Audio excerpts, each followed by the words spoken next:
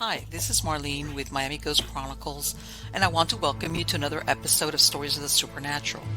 Wherever you find us, whether it's a video or podcast on your favorite platform, please like and subscribe to us so that you can get notification of when a new show is released. You can also find us on major social media platforms. If you go to MiamiGhostChronicles.com, you can find links to the videos or MP3 files, which you can download and enjoy without commercial interruptions. If you're into classic horror, ghost, and adventure stories, I narrate Nightshade Diary, and you can find links at nightshadediary.com. If scary stories are your bag, and listening to encounters with cryptids, ghosts, dogmen, and other weird creatures sends a shiver up your spine, then go to supernaturalstorytime.com for links to our weekly podcasts.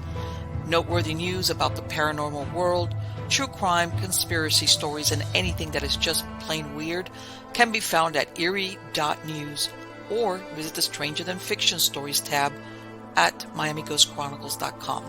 Please subscribe to my newsletter on Substack. Just go to mppellicer.com for a link. I want to thank you for being part of my audience, and I think you are all wonderful. Hi, how's everybody doing? Good, I hope. I'm doing good. Before anybody asks me, I've had emails about my pigeon saga, about, my new endeavor, that I had one pigeon that I think was sold to me as a female, and it almost killed one of the males that I had, and it's like the cliffhanger. I sent off a feather for DNA, like, let's see, because some people say, well, you can look at this and you can look at that, and if you put your finger here, you can find out if it's a male or a female. I said, wait. I sent off a feather for DNA analysis. He wrote me back, not sufficient data. I was like, are you kidding me? And by the way, I've done DNA on birds before. So now I had to send out 3 more feathers, okay, to find out if I'm almost positive it's a male. Positively, absolutely. But I want to have that for sure thing before. So everybody now is in their separate, cages and things like that. But yeah, it's like one of those things like, well, yeah. There's some animals that you could look at them and right away you could tell male or female, like chickens, roosters. I even have some exotic birds, parakeets. Pigeons are not that easy. For some people, I've spoken to some people, they go, oh, well, you could look at this and the foot and then you put your finger, and like, okay, yeah, I'm not there yet. I'm far from being an expert. So yeah, that's where I'm at with that. So I'll keep you guys, because pretty soon I'll be doing the pairing up, and let's see, that's gonna be my first experience with growing them. As a matter of fact, as you can tell, as everybody asks me, this is like, I'm still working, because I started trying to get a template for their pedigrees, which go back to great grandparents, like from the Netherlands and South Africa, wherever they're from. And this is me working, and you can't tell because the light here is really bad, but, yeah. Which, by the way, the writing on this crap is really, really small. And I just said, I couldn't use any of the templates, so I decided to do my own Excel template, like with, like the family tree. And it's like, oh boy. But yes, again, I'm going to repeat it. In pigeon world, when it comes to racing pigeons, pedigree is everything, as in there's certain strains, if you want to call them that, or certain lofts that are producers of really great pigeons. And again, I was surprised myself. There's millions of dollars that some of these races will produce internationally, by the way, not only in the United States, but I think the one in South Africa, they don't have it anymore, but Canada, other parts of Europe, where the cup will win the millions and thousands. And of course they have, prizes for the fall. I never understood why people are into it the way they are, and that's why the pedigree thing is such a it's a lot of people think of the pigeon like the pigeon in the park. Nope. But there you go. Anyway, let's get on to the good part. The good part is who the guest is today, and this is the first time she's been here on Stories of the Supernatural. Her name is Brandy Stark. And she started the Spirits of St. Petersburg in 1997. Okay, and this is when she started academic research into the role of the liminal. She took the research to conferences and eventually expanded into studying the lore and legends of Tampa Bay, She did talks in the local community and met other individuals curious about the supernatural. She officially founded the Spirits of St. Petersburg, which is a paranormal investigation team in the year 2000, and it remains an active group today. In addition to investigations, she leads ghost tours for Shadows in the Sunshine and Paradise Tours. And she wrote the book Supernatural St. Petersburg and Paranormal Pinellas, revising it for its latest release in 2021. And she's also hosts the Paranormal Pets on PetLifeRadio.com. Help me welcome her. How are you doing today, Brandy? I'm doing okay. How about you? Good. Let me tell you something. You've been around for a long time, and I've been doing paranormal research for a long time myself. And it's, eventually, people just either, well, they fade out. The ones that are new, they kind of think everything's like a reality show kind of deal. Like, Yep. so it's great to meet somebody that's like, I tell everybody, I have people was like, Marlene, don't say that anymore. When you had to pay to develop film, in other words, pre-digital, Yes. pre-digital, like, oh, that's nothing. Let me just erase it. My very first you paranormal money. image it was on film. It was on a film camera. So yes. I totally get it, because I'll talk to younger audiences sometimes, and I'm like, so back in the day, I had a 400 speed black and white film, camera, not the digital kind. And you had to wait to develop, your pictures. And I remember that I sent off this roll, and it came back, and I'm in the store, and I'm flipping through because they're ghost hunting pictures, and I'm flipping through really quickly. And there was one with an image, and I was jumping up and down in the store, and they just stare at me because they're like, what store? What do you mean? I'm like, yeah, okay, you cute little things. Right. This is, people don't realize that it's not that instant gratification when you look at either your phone or whatever you're using. Like, I have an icon there where, and it was like, oh my God, like, be careful when you open up, the film, so it doesn't get it, all those things were like, and then of course, you got charged more if you wanted developed overnight, you had to pay. It could, and considering what you were trying to capture, that sometimes all you got was a black square, because especially if the lighting was low. Yes. It was like, it was, I want to say, like, in the last 20 years or more, there's been a big change as far as people going into, I tell everybody back then, also there wasn't all those gadgets that they got now. That's for sure.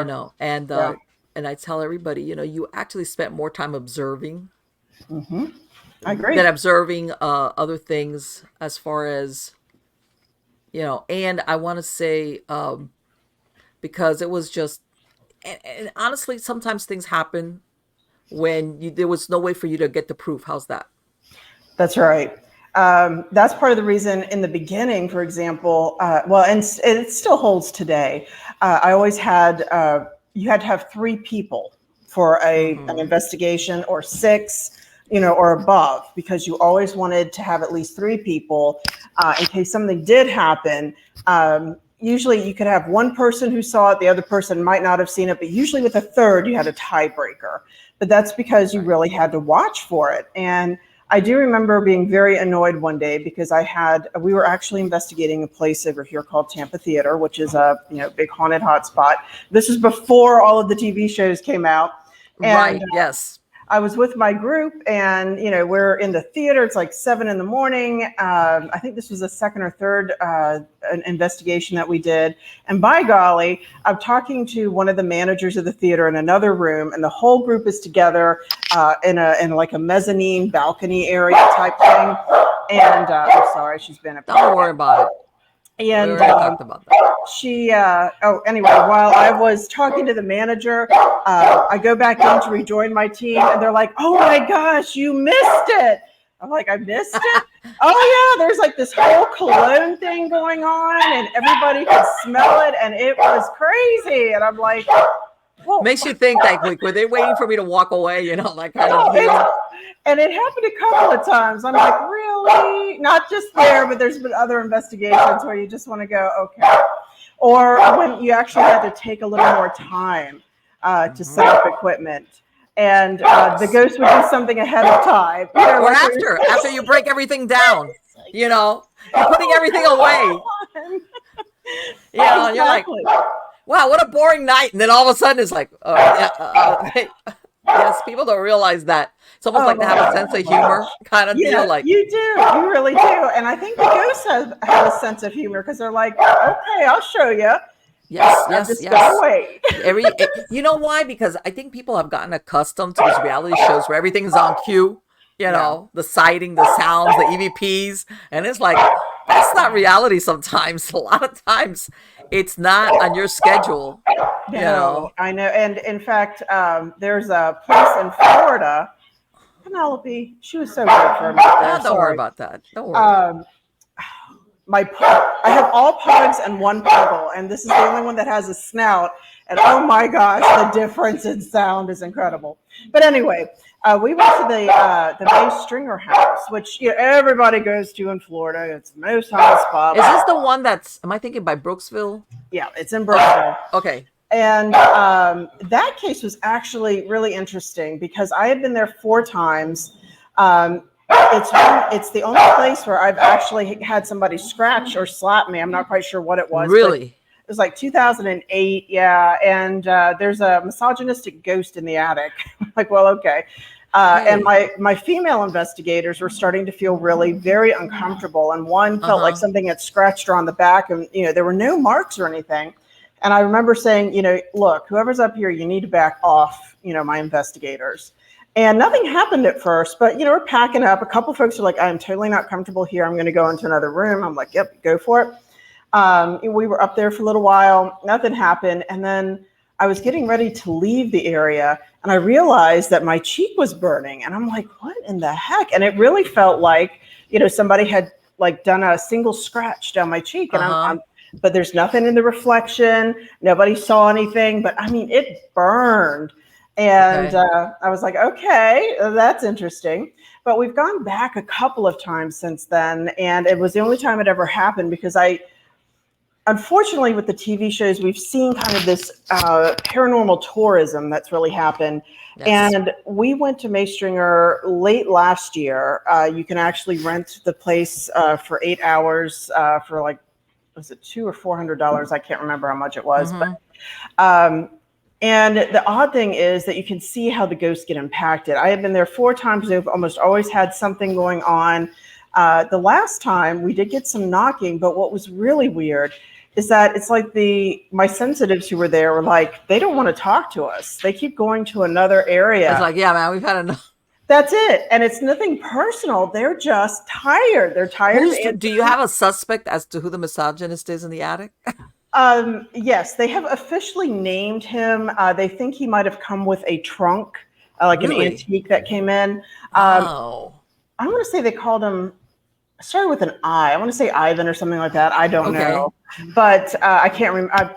It's the end of the teaching semester as well for the college semester. So my brain is just, I spent 4 hours grading papers today. I'm like, oh my God, no more. God. But anyway, it was a really. So in other words, he's not a part of the house. He came with something that was brought there. Yeah. Interesting. Yeah. So he did transfer in. There are a couple that seem to be with the house, but I was just really shocked to see. It's like we tried to live stream it, and we had 5 different things that we could live stream from, 3 to 4 different networks, including the one from the house. Right. And it wouldn't work. None of them. It did one of those deals where everything just decided like, what are the odds on that, right? It was very odd. And then, as I said, my sensitive was like, yeah, they're just tired. They're tired of the dog and pony show. And I'm like, wow. Yes. So we tried to kind of, end the live stream element. We really tried to come up with some different questions for them. We actually caught this one really strange little blip because the knocking sounds had begun on the floor below us because, yes, that's a lovely little ghost for you. And so I went down with another investigator to make sure that it's, there was nothing that we could explain. We're looking at the doors and all of these sort of things. And I was just kind of panning around the room with my cell phone camera, not even anything fancy. Right. And right by the communication room, and it is very fast, there is this little tiny blip. And I have gone over it. I've slowed it down. It is only there for something like maybe 3 or 4 frames. It is that fast. Mm-hmm. And I honestly think that what ended up happening was it wasn't expecting me to be panning around. And I think Yes. when I did, I kind of got caught quickly and then went, oh, I'm out. And that was okay. I don't mind that. But at the very end of the investigation, we ended up basically, giving up about 2 or 3 hours of the investigation. We just said, you know what, if you guys are tired, we're just going to let you have the house and have it, to yourself for at least a little while. And I don't know. I don't know if there are any results from that. I hope that the ghost got a little bit of rest, but I mean, you have to have a little empathy. I have heard of that, believe it or not, Okay. where these places that get like too much of foot traffic of either investigators or things, like all of a sudden the paranormal phenomena kind of like goes away. Not that they've gone away, but Yep. stuff that was before was really active or obvious. Yes. And who a lot of times will even say, especially when it's the docents or anybody that works there, that, those are the ones that normally get to hear and see things because they're there before and after. And they'll say, no, things have been really quiet, or it's like not like before. And I still feel like they're around, and it's like everybody's like you said, they kind of like, man, all right. Yeah, well, and I don't blame them. I mean, I kind of get it. Can you imagine having all these strangers come in? They have tours, they have haunted tours, they have every Saturday the place is rented out by teams. I would be tired too. I'd be like, you know what, I'm out. But the interesting element was, and this is what I thought was really kind of tying in with the whole TV thing, is that they were doing oh gosh, they were doing some paranormal TV show there, and I cannot remember what it was. This would have to be a new episode, and I don't really follow the shows, but and they said that I guess the group was there for a week, that really nothing was happening on camera, and they ended up having to like move some items out of certain rooms to even get any kind of response. Yes. And I thought, yeah, and I feel a little torn about it because I understand, because the state of Florida doesn't love its history. That's unfortunate. I don't know. Well, Miami has probably already had this come and go, but St. Pete is it's gentrifying, and it's been gentrifying. But they are tearing down some of my haunted structures. It's killing me right now. I'm surprised that some to build condos, and I'm like, we can't support what we have right now. Exactly. Yes. And so, I feel for them, because I know that the ghosts are a moneymaker in the sense that it does bring in an income. And you have to have that. I mean, they were doing some hardcore reconstruction on the foundation. So I'm like, yeah, that's important stuff. You could actually kind of see this fissure going up where, the building had begun to settle and was beginning to crack. So I completely get that. But at the same time, what do you do for the ghosts? I mean, it's not really fair from their point of view. Well, and this is the thing, like there was an old, down when I was in Homestead, there was this old, it started out like as a general store. How these small towns that, at the crossroads is where they got the post office and the general store, which is basically the meeting place for everybody. Yeah. And this place was out there, I want to say maybe like turn of the century. Because back then, Homestead, of course, was strictly agricultural. So this was the meeting place. And you have very old pictures of people in the buggies or very early autos. And in later years, I want to say 80s and 90s, they tried a couple of times to revamp, make restaurants, like something. It's one of those 2-story frame houses. Okay. 92, when Andrew came there, it got almost demolished. Bottom line, though, now the last time I saw it, it had a fence around it. But I had spoken to a couple of people, and they said, you know what, we would, but since it's a historic location, they impose so many demands on the restoration that it's like it becomes too costly. Yeah, I mean, they're interested in purchasing it and keeping it, but they have a lot of times they make it super difficult and expensive for people to buy the properties. Fit in with the time period. It doesn't have to be original material, but the construction is. But they are like really, they're really, really like, same thing. There was a school down there, had been around there since, again, like the 20s and 30s. It was like the country school where everybody, all the grades. 92, when Andrew came through, which I was down there, It was really like a smaller school, one story and for years they finally renovated. I was hoping, and they said they kept it because it was historical, but it's not even used again because they had to put it back in the way it was. And I get it, Mm-hmm. but people don't realize that a lot of times, I think that's why some of these historical places, Mm-hmm. they sit on the Have market to. Yeah. and nobody puts in the money to do what needs to be done because they make them jump through a lot of hoops. Don't get me wrong, I understand, but as a matter Mm-hmm. of fact, most of the people that buy it want it to look the way it is, or the way it was, in other words, Mm-hmm. because they understand that's an attraction. Let's say whatever it Right. is that they're trying to do with it. But yeah, I unfortunately I've seen that in older parts of Miami Yeah. where a lot of, and sometimes people don't realize, hey, you know that before there used to be a hotel there or whatever, Mm-hmm. and they tore that thing down, and of course to build either an office building or, like you said, condos or stuff like that. It's like, oh wow, okay. Yeah, it is. It is rough, and I don't know. The And state doesn't. everybody asks what happens to the ghosts. Oh yeah, yeah. Do they transfer buildings? Do they just dissipate because the building was their battery? I mean, it's it is an interesting question, and I always feel so badly for them. I mean, yes, It's change will like, what do they happen, do? Are but they, well, there was, as a matter of fact, one time I was reading an article. I was doing partially an article, and this was out in California. And this was like in, I want to say one of them was even Oakland, and the other Mhm, one where they had the old city hall. This is where they had the police and the prisons. And these places, believe it or not, had ghosts. Some mhm, people think that they were attached maybe to some of the people that were imprisoned there for a bit. It was the mhm. police station, everything was there. And they were moving everything to a new location. This was way back. And people were worried, like exactly like what we just said. What happened to these ghosts that were supposedly being seen there? Mhm. Okay. And it's really funny because the police that were there during overnight, that they were the ones that would usually hear the Or ghost, see them? Yeah. or see this certain image Yeah. around, because of course when you get hustle and bustle, people, they miss that whole part. Mhm. And same question, like what happened? Do they go? Do they disappear? Or Do they what happened? transfer? Or, yeah, and that's always kind of the Yes. interesting thing. So I don't know where. I know there's another historic hotel that goes back to the 1920s that we actually investigated for a year, and it was we did a way back in the day when we were trying to like. And don't take this the wrong way. It's just um, I sometimes think that some of us are meant to play in our own sandboxes.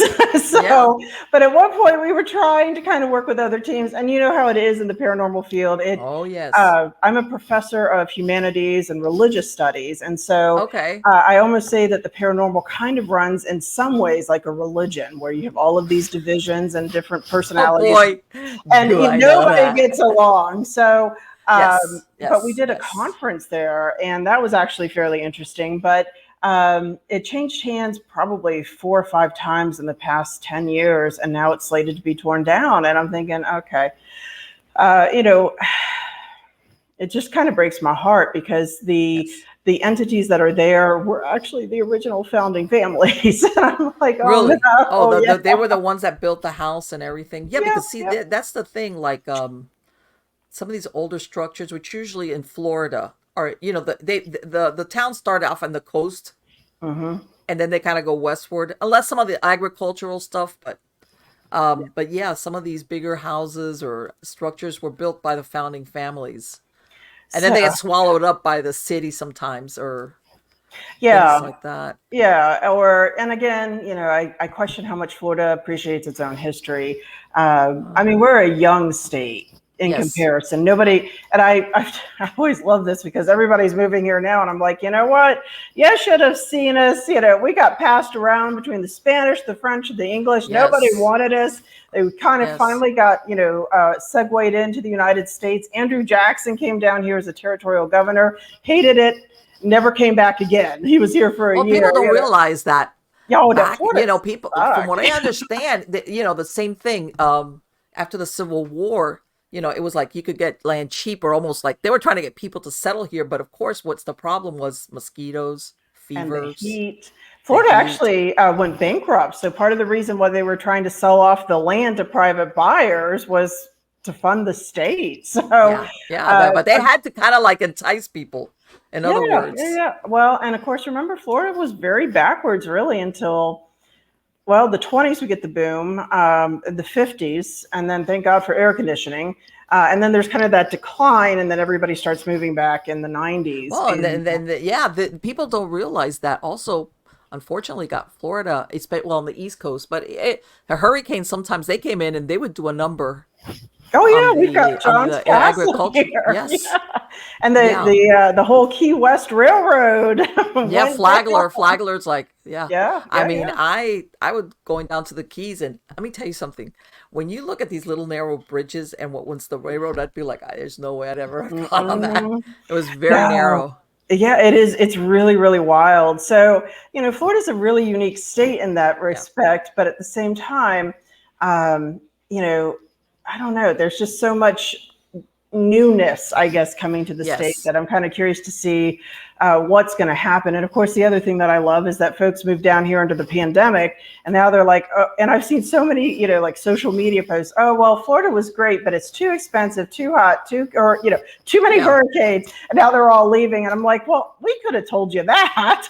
You're the reason our costs went up. Well, it's like, you know what? It's like, I tell everybody, sometimes they'll hear me complain, like, it's so hot, but I can tolerate it, especially down south. It's subtropical climate.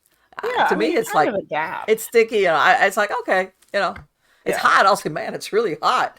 But, when you grow up with that, I remember when I was in grade school, here we go, there was no AC in my classrooms. They had big windows that they would open. Oh, wow. And they had the overhead fans. Yeah. Okay. And then little by little, then later on, to grade school was finally where they started putting in like the individual ACs. And what I'm saying is like, and even at home, I tell everybody, you know what? I remember at home, we finally got ACs individually in our rooms, and we would turn on the AC at night. Mm-hmm. Okay. And in the meantime, we had big fans in the living room. Mm-hmm. And you know what? And I didn't feel deprived. How's that? It wasn't like, oh my God. It's gotten hotter, admittedly. But this house that this is obviously my house, but it's a 1940s house, and it has an attic fan. And so it's really cool because I did get it restored. I haven't really used it lately, but it has the old attic fan, right? That was designed that you would open all of your doors and windows, and it would suck up the air and kind of push it through the house. So, I don't know. But it's a different also architecture depending also what time period you're coming in. But this is post World War II building boom, Yes, and that they, the breezeways where they would line up the front and the back doors. Yep. So because they were expecting you were going to open your doors. So like the shotgun houses, right? Yes. So that you would get ventilation. Yep. And that's the kind of thing that you only find like in Florida because there wasn't, AC was like later on. Yeah. So folks forget. Yeah. You would go to the theaters because theaters had AC, so, but it is what it is, I guess. It's just, it's been a lot of change. And there are days where I'm like, do I really want to stick it out? But other days where I'm like, you've invested, almost 30 years and 3 more years, paranormal investigating. In this area, and I know where all the bodies are buried, so to speak. Right, exactly, like that. I tell people there's a lot of places now that historically people is like, oh, you didn't know about that? Well, let me tell you that that's the history behind that building. And I've been for years, I've kind of mixed being a professor, being an artist, and being a paranormalist, and I've always had to kind of toe the line with the paranormal element because, of course, academically speaking, when I first started this, ghosts were crazy, right?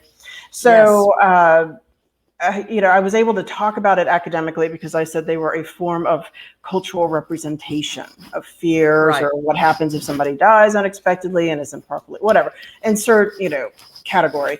And I got away with it. It was fine. I always had to explain the liminal state. But when I started teaching, I kind of had to really scale that back. But I always remained fairly public. And I still remember I was teaching a world religions class in a more conservative part of town.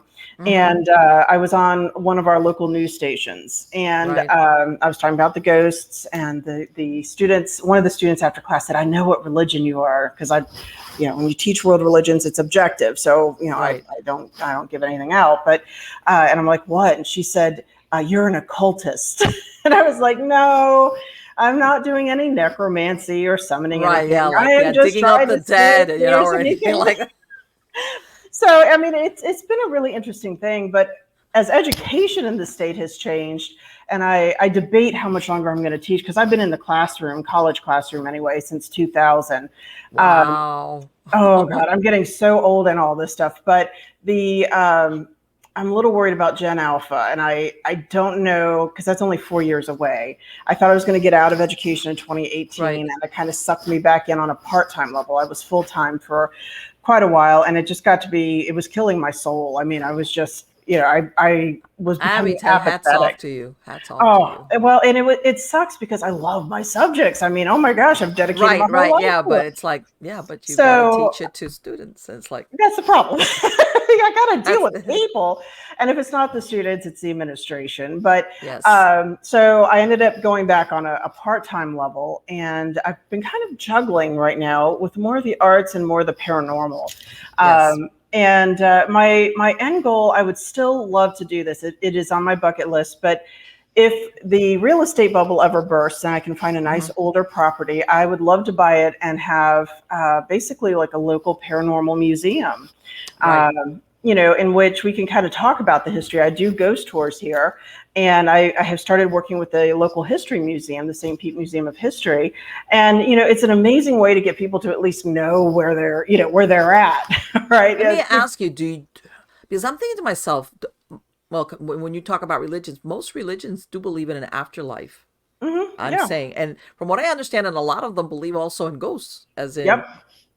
you know, The Western religions are kind of interesting. So when you start dealing with Judaism, they kind of say don't mess with it, because essentially read Deuteronomy, and there's like 13 rules in there about not consulting ghosts and necromancers and all that.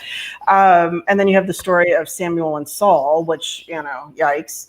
right, You broke a bunch of rules and you're going to be dead tomorrow and your lineage is over. So that's kind of a right, big heads up. Christianity, Catholicism dealt with it with purgatory for the most part. right, right. It's Protestantism. It's believe it or not, it dates to really King James and the King James Bible. That guy, King James the Right, Second. like after the schism and stuff like that. But he was not a big proponent of ghosts, and part of what actually happens is political, because these Protestants were moving so far Yes, away from Catholicism that they yes, were getting rid of some of this, and plus you have to mix in the Enlightenment. It gets really complicated, but ghost, boom, out. And so it's really James II who starts saying that they're demonic. There's, either they're going to heaven or hell, because that's what Jesus said. There's Luke 16, the story of Dives. And so you kind of get that resurrection of this whole idea of, don't mess with them. And Islam will actually say they're jinn. They're evil jinn that right, are trying to yes, trick you. But the Western religions are a little more repressive with it. The Eastern religions and animism, a little more relaxed with it. So the indigenous Hinduism, Buddhism, I mean, heck, they have entire realms, let me right? ask, And but there's a bunch of and things. a lot of these also Asiatic, isn't there like a part of them that are into ancestor worship? And I don't mean Absolutely. in other words, it's not a, how's this? They're scared of the ghosts, like what they call, I think, hungry ghosts, or Yeah. ghosts of that Yeah. don't have a family to take care of them or Yes. remember them. Which So is also that's not the good part. The good part is if you have family members, you want to keep your ancestors' spirits happy. That's correct. And it's interesting because if you look at that, culturally speaking, you are paying homage to your ancestors, and your Yes, ancestors have a vested interest in you because you're carrying on the yes, family name. And if you screw up, your ancestors, they're your defense attorneys on the supernatural level. So if there you you go. upset them and they withdraw their favor, then you can gain more misfortune. Yes, But it gets to be kind of an interesting element too, because it's also a warning about what happens if you don't have that family, right? And we go all Right, the right. way. The family thing is like even beyond the grave, they're checking in on you kind of deal. Well, not only that, but what happens if you don't marry and you don't have a family, or you don't have, Right. you're right, so you're the cultural aberration because we're all supposed to be Yes. married with kids. So I mean, it's really really fascinating stuff. And Hinduism, I love Shiva because he's the god of education, because he's the god of renunciation and new thought, Hmm. and he's also the god of ghosts. I'm like, yeah, we get teaching and ghosts in Hinduism. That's Right. awesome, Yeah. perfect. And then, of course, you're right. With Buddhism, it's the hungry ghost realm, Yeah. and so it's interesting. Although all of those will also tie into mental insanity with ghosts, so they will kind of tie that in, like the hungry ghost level. If you obsess over something that they identified with, they can attach to you, and it Okay. kind of in a primitive way, but anyway, of an Yeah. explanation, but they can exacerbate that little Hmm. chink in your armor, and it makes it worse. And so Right. it can lead you to that insanity. So it's a really mixed bag. But in the West, we have the whole concept of family circle and the guardian angels, right? Yes. Grandpa dies and he's in heaven watching over us. Yes. My mother continuously says, when I pass away, I'm going to be your guardian angel. And I'm like, oh my gosh, do I No, have don't do that. shoo, go on. Yeah. Wow. Yeah. But Yeah. It's like, it's that interesting element. So we kind of have it here in right. the Western ideology, but it's perhaps not as developed or not as accepted. It's just it's not canonical. I guess that's the way to say it. Right. But I mean, wow, we are just humans are really interesting. They're Right. fun. Right. They're terrifying. But Right. And that really the question's always been, you know, what happens to us after we die? oh, And they've absolutely. done the near death experience experiments, Mhm. where you have all these medical personnel, even Checking our brain chemicals. hardcore analytic types like doctors who Mhm. absolutely think, once you're dead, no brain function. That's it. That's it. Have Yeah. have had situations where they've spoken to people that they're not, it's not like somebody was looking to have a near death experience of what they witnessed, whether it's over hearing things that were taking place that there's no way they could know of, because Yeah. you'll have some that'll say, what, this is your brain, that tunnel experience is your Mhm. brain, and all this other, so yeah, I think that's the question everybody always has, like, Mhm. what happens after you're dead? Okay, that there's a ghost, but I think the other part is, do you get stuck, you know Right. Or what creates them, or is there a difference between a yeah. ghost and a spirit? And I Yes. spent a bit of time, because a ghost is stuck, whereas a spirit goes back and forth. And Yes. what is a crisis apparition? Because those sure do happen. Those actually go Yes. back to Yes. Virgil's Aeneid. They're way back in the Roman Empire. Oh, heck, Yes. further than that, they go back to the Epic of Gilgamesh. The crisis apparition is that one that gives you that missing piece of knowledge, right? Or that assurance. You see them once or twice, and then they're gone, right? Right. Yes. Um, That just a momentary thing, and it's yeah. almost like you want to say they're not stuck. They No, either they're they're just just trying to get that information to you, and then poof, they're gone. yes. And that's probably, and what people don't realize is, like I said, I've done this a long time, and people tell me their ghost stories, and I always find it interesting, because I always tell folks, everybody has at least that one thing that they can never fully explain. That one Mm-hmm. experience. And usually Yes. if folks are like, do you think that was supernatural? And I'm like, do you think it was supernatural? Because if you're still asking that question, the odds are pretty high that it was something that has set you on Yes. edge, right? It's that one thing. Now, if you're having these all the time, we might need to, seek some Right. medical advice. But that one special thing, but it's family. It's family, and people are so funny, because back in the early days, they'd be afraid to tell me. They're like, "You're gonna think I'm crazy," but Yeah. Isn't that funny? Before it became so mainstream, people would be yeah, like, okay, but like off the record kind of deal. Like, okay, yeah, I got a exactly. story I want to tell you, and be like, okay, spill it.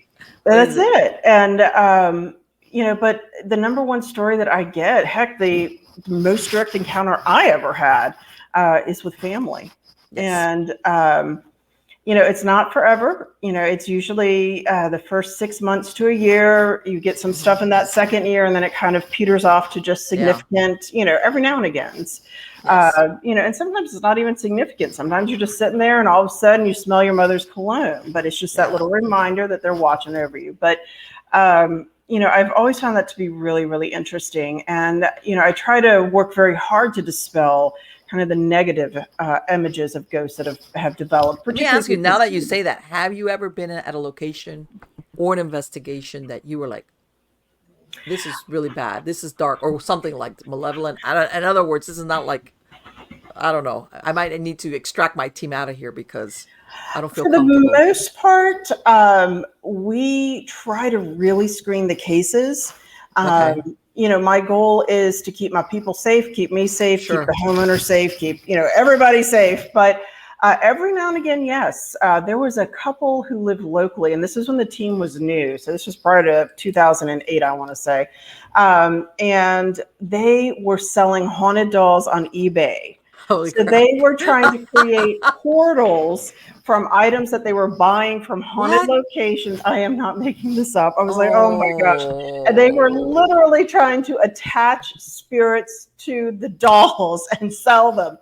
And they asked us to do an investigation of their house. And that was one of the very few places very early on. And I always told my team, if you do not feel comfortable, you are more than welcome to leave the property, but let us know what's going on. And if more than one of us is uncomfortable, we'll all go because, Right. And that was one of the properties. I mean, people started feeling nauseated. Gosh, I wish I still had this. This was back in the day before we all had digital recorders. So this is on tape. I don't have it. But there was a growl that seemed to have shown up on one of the EVPs. There you go. I'm just like, nope. And so we ended up packing up and, saying, well, our recommendation is that you really stop doing this, because you are really... Let me ask you, what were they? Were they having negative experiences themselves? I don't understand. It's like, or what is it you were trying to? People.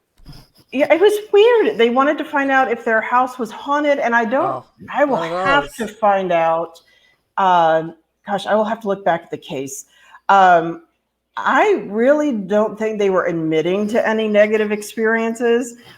But while we were there, because they're all happy selling their dolls on eBay. But while we were there, we're like, there's a problem here. And we never heard from them again, which... what was it? Well, yeah, you guys were doing this, but something got away from you, as in all of a sudden? Yeah, that's it. And okay. It just was... there are just days where I sit here and I think, my God, really? Why would you do this? But okay. Yes. So, I went on some investigations where really what they really wanted to do was identify in other words, like, you don't have a problem. All you're hoping is that we're going to do the research and name your whatever's here, if there's something there. Yeah. And that's okay. But it's like, sometimes I think that people, depending on their attitude, sometimes they cause their own problems, because sometimes some of these hauntings, depending on what it is, can take a bad turn.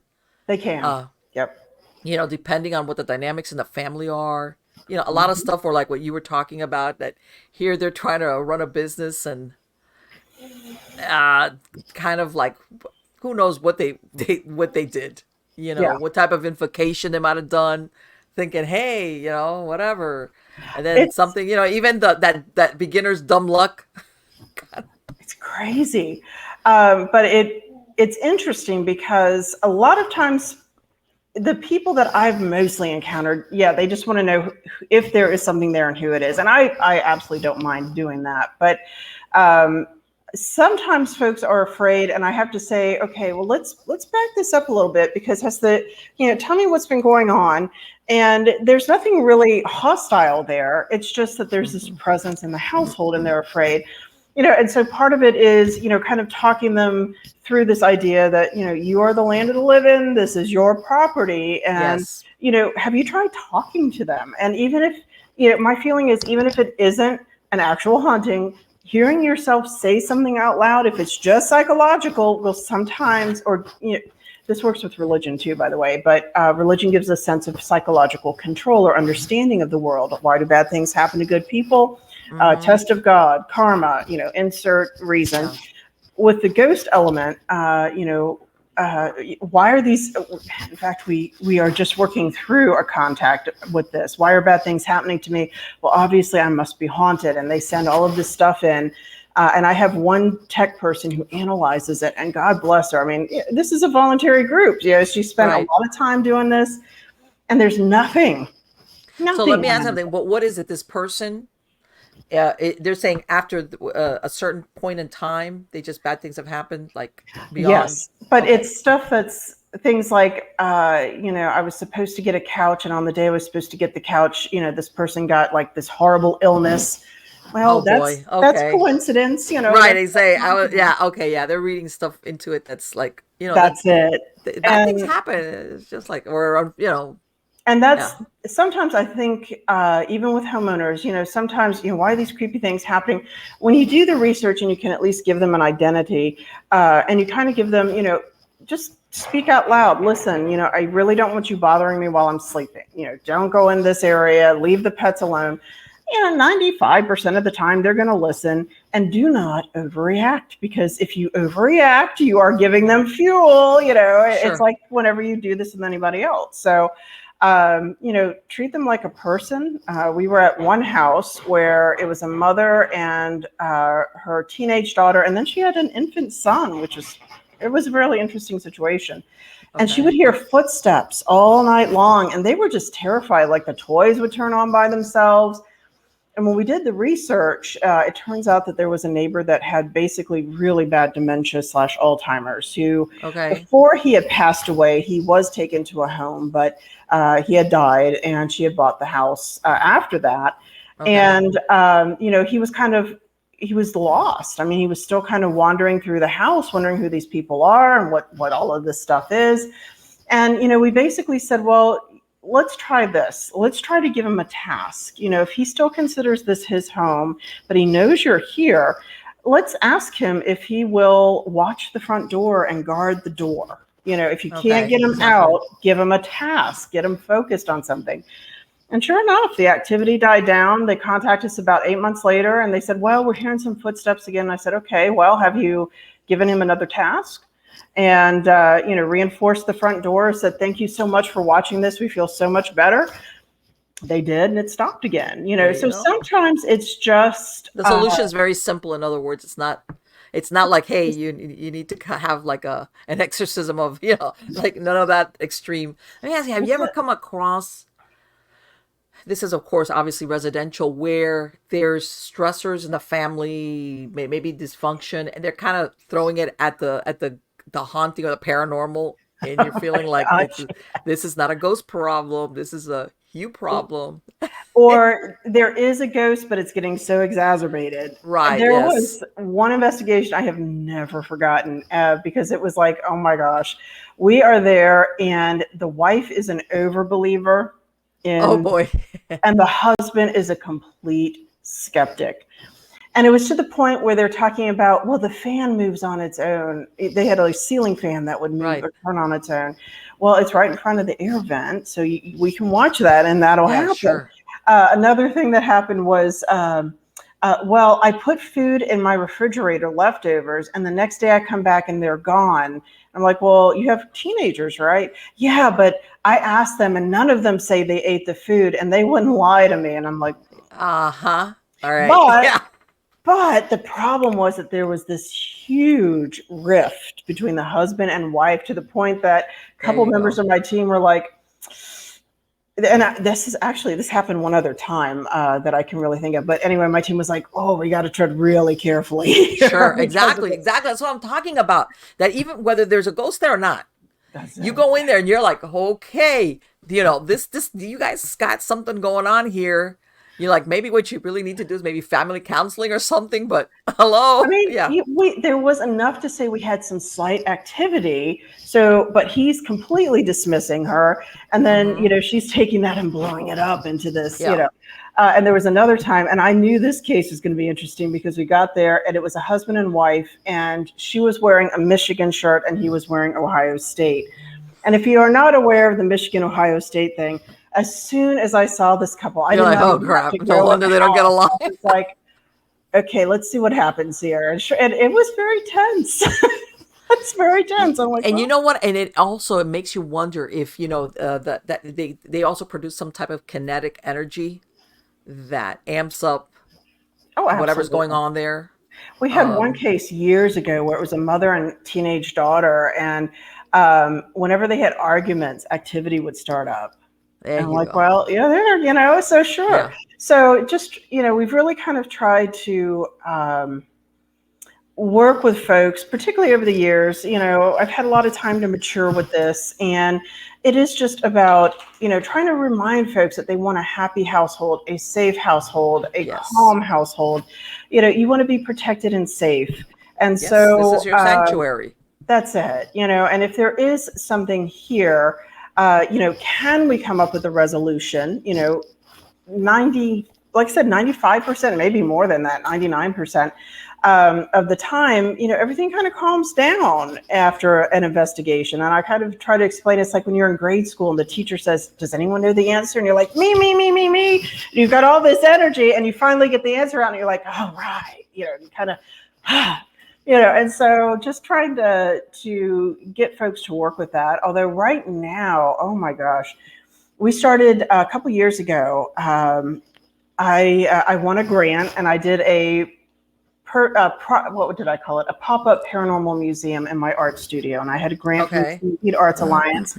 So we actually had some multiple things going on where I actually had some haunted or items from haunted places, but this was like outside and they were not haunted. I'm not doing that. The studio itself does have its own haunts, and thank God my it's actually a building that goes back to 1916, and the other artists are all really cool about it, about the ghosts. And we actually got called in 5 years before I got a studio there to investigate. So it was really cool when one opened up, and I mean, it was complete happenstance that I even ended up there. I can't even tell you. So I'm like, so I'm very protective over my building and the ghosts there. But we had art and all of this other stuff, and it was really kind of fun. We had a People's Choice Award for the best illustration of local ghost stories, and I really enjoyed it. But isn't that great when you that type of presentation? And but I met a fellow who also won a grant, and we were talking, and he was in a local neighborhood here called Roser Park, which is an old one going back to about 1911, and my neighborhood has a funeral home on the corner. And I'm like, all right. So I've been here since 1992, moving over from good old Lutz, Florida. But, my neighborhood has this, funeral home. His has a cemetery. And I'm like, oh, man. Right, there you go. And so we actually started doing some ghost tours there because I had investigated 3 of the buildings, prior to his contact. Okay. But, and this was really interesting because his house, we did kind of a deep dive into the research because of the area of activity. And it turns out that in the late 70s, there was a fight between neighbors, and one neighbor got hit so hard that he was found unconscious. Okay. And everybody thought he was drunk because he had been drinking, that he fell. But it turns out that it was actually a fight between neighbors, and that he was at the other neighbor's house, and he started talking smack about his family, and the guy, beat him up and literally threw him out of the house. And it's really wild when you actually find the articles that talk about not only this case, the house, there were all sorts of caveats there. But this neighborhood has been such a hotbed because we started a ghost tour there, and we are doing them basically twice a year. And every year in between, we kind of ask for volunteers if anybody thinks they have ghostly activity and they'd like an investigation. We talk a lot about the history of the neighborhood. We have somebody from the neighborhood association who talks about, some of the importance of the neighborhood. I mean, it's, we try to be really super educational. And the interesting thing is that this place, I think their streets are haunted, in all honesty. Well, you know Because what? Some of these older places, sometimes they do like an arc, like they're residential and Mhm, nice and everything. And then like maybe, let's say like you're saying, stuff that was built like maybe in the first 19 to 1920. And mhm, then by the 1960s, 70s, 80s, they kind of fall into decay where they become yep, seedy. And yep, that that's was when it. when you start doing the research, you find out all these like crimes and murders, and they Yep, found a that was. body in the, and it's like, oh my God, yeah. Oh, yeah, Florida was tough at that point. Yes, Oh my yes, gosh. And yes. in fact, when I moved here in 92, that neighborhood, um, I remember I wanted to, the cemetery was alleged to be haunted. And so I had a retired police officer on my team, and it took me years to talk her into like doing an investigation. And she's like, I will only do if it's Sunday morning around 10 or 11 in the Oh morning. boy, she You like, know, it was like really very specific. And I was going through in my little naive, because some of the art that I do found object art. And I'm wandering through and I'm looking at the cemetery. And I'm like, oh, wow, look at all these spoons here. And they're like, okay, do you not know what the spoons are for? I'm like, well, they're yeah, found object. And they're like, no, no, no, no. So I yeah, had to learn about exactly. it. But the wildest thing is that this neighborhood has been the most active we have ever been in, I almost believe it. consistently, from one house to another. We have the light up cat toys, by golly, the super expensive Yeah. type that which I If love. this was the hangout spot, yeah, they might live somewhere else, but this is where they hung out, like in life, like that. Yeah, Because of, for but whatever reason, this is really it's their like place. we have gotten some EVPs. We've had lights go out. The little paranormal cat balls is what I like to call them. Yeah, On the investigation. I'm like, these are our official light sensors, but anyway, I don't know. yeah, What do you do with them? We've had a theremin. We don't have a REM pod because those, from what I understand, there's some question about them. But a yeah. good old fashioned theremin. And by golly, man, all of this stuff is going off. It is insane. So that's actually been really, really interesting. It's Let me kind ask of. you something. Was it at any point that area? You know what they call the tenderloin in some parts of town, which is where basically sometimes where the bars end up at, and we're like, if you're gonna do something, was it ever that kind of place? It Yes, kind of. It was an area that, because of the cemetery, for Yes. example, there was a mausoleum there, and this man so loved his wife that for the first 2 years after she died, he actually sat at the mausoleum. It had like her favorite trinkets, it had electricity, it had wallpaper. It Wow. was crazy. And he would talk to people, and he would even open the casket from, like, okay, welcome to Okay. Florida. So this was back in the 20s to 40s. They were Okay. married quite a while, so it was the 40s. Then he ends up getting remarried, and wife number two is like, we're not. Yeah. No. And I always love that because I'm like, first of all, ladies, if you ever think you're desperate, I don't know how Yeah. this guy got remarried. Oh my God, I think that's creepy. But and secondly, her family was like, yeah, they tore down the mausoleum, and they Yes. moved her body to Jacksonville. But the interesting thing Are is you the kidding 20s. me? Oh They no, moved her up. yeah, they're like, nope. Holy crap. So they're like, they got her out of there. And the interesting thing is that this had become kind of a known thing. And so I know in the 70s, people would be at the bars and the bars would close down. If they Okay. wanted to continue the party, the story was they would go to the cemetery and they would toast, to this now gone mausoleum. But That's um, funny. That's a you know, great so story. it definitely, I mean, there's definitely that idea, and people do. I mean, I moved to Florida when I was 4, so Okay, you're I have Floridian. been here pretty much. And I'm sorry to say it was 1980, so I'm also very old. But Oh and boy. Florida was tough. It was a tough town. People who've grown up here, I mean, I know folks who are like, oh yeah, we almost got abducted back in the day. There were lots of serial killers that were in Oh this yeah, have you area. noticed? Well, you know what? I myself, I didn't know this. Miami-Dade County became a dry county 6 years before the Volstead Act. So of Oh, course, 6 years.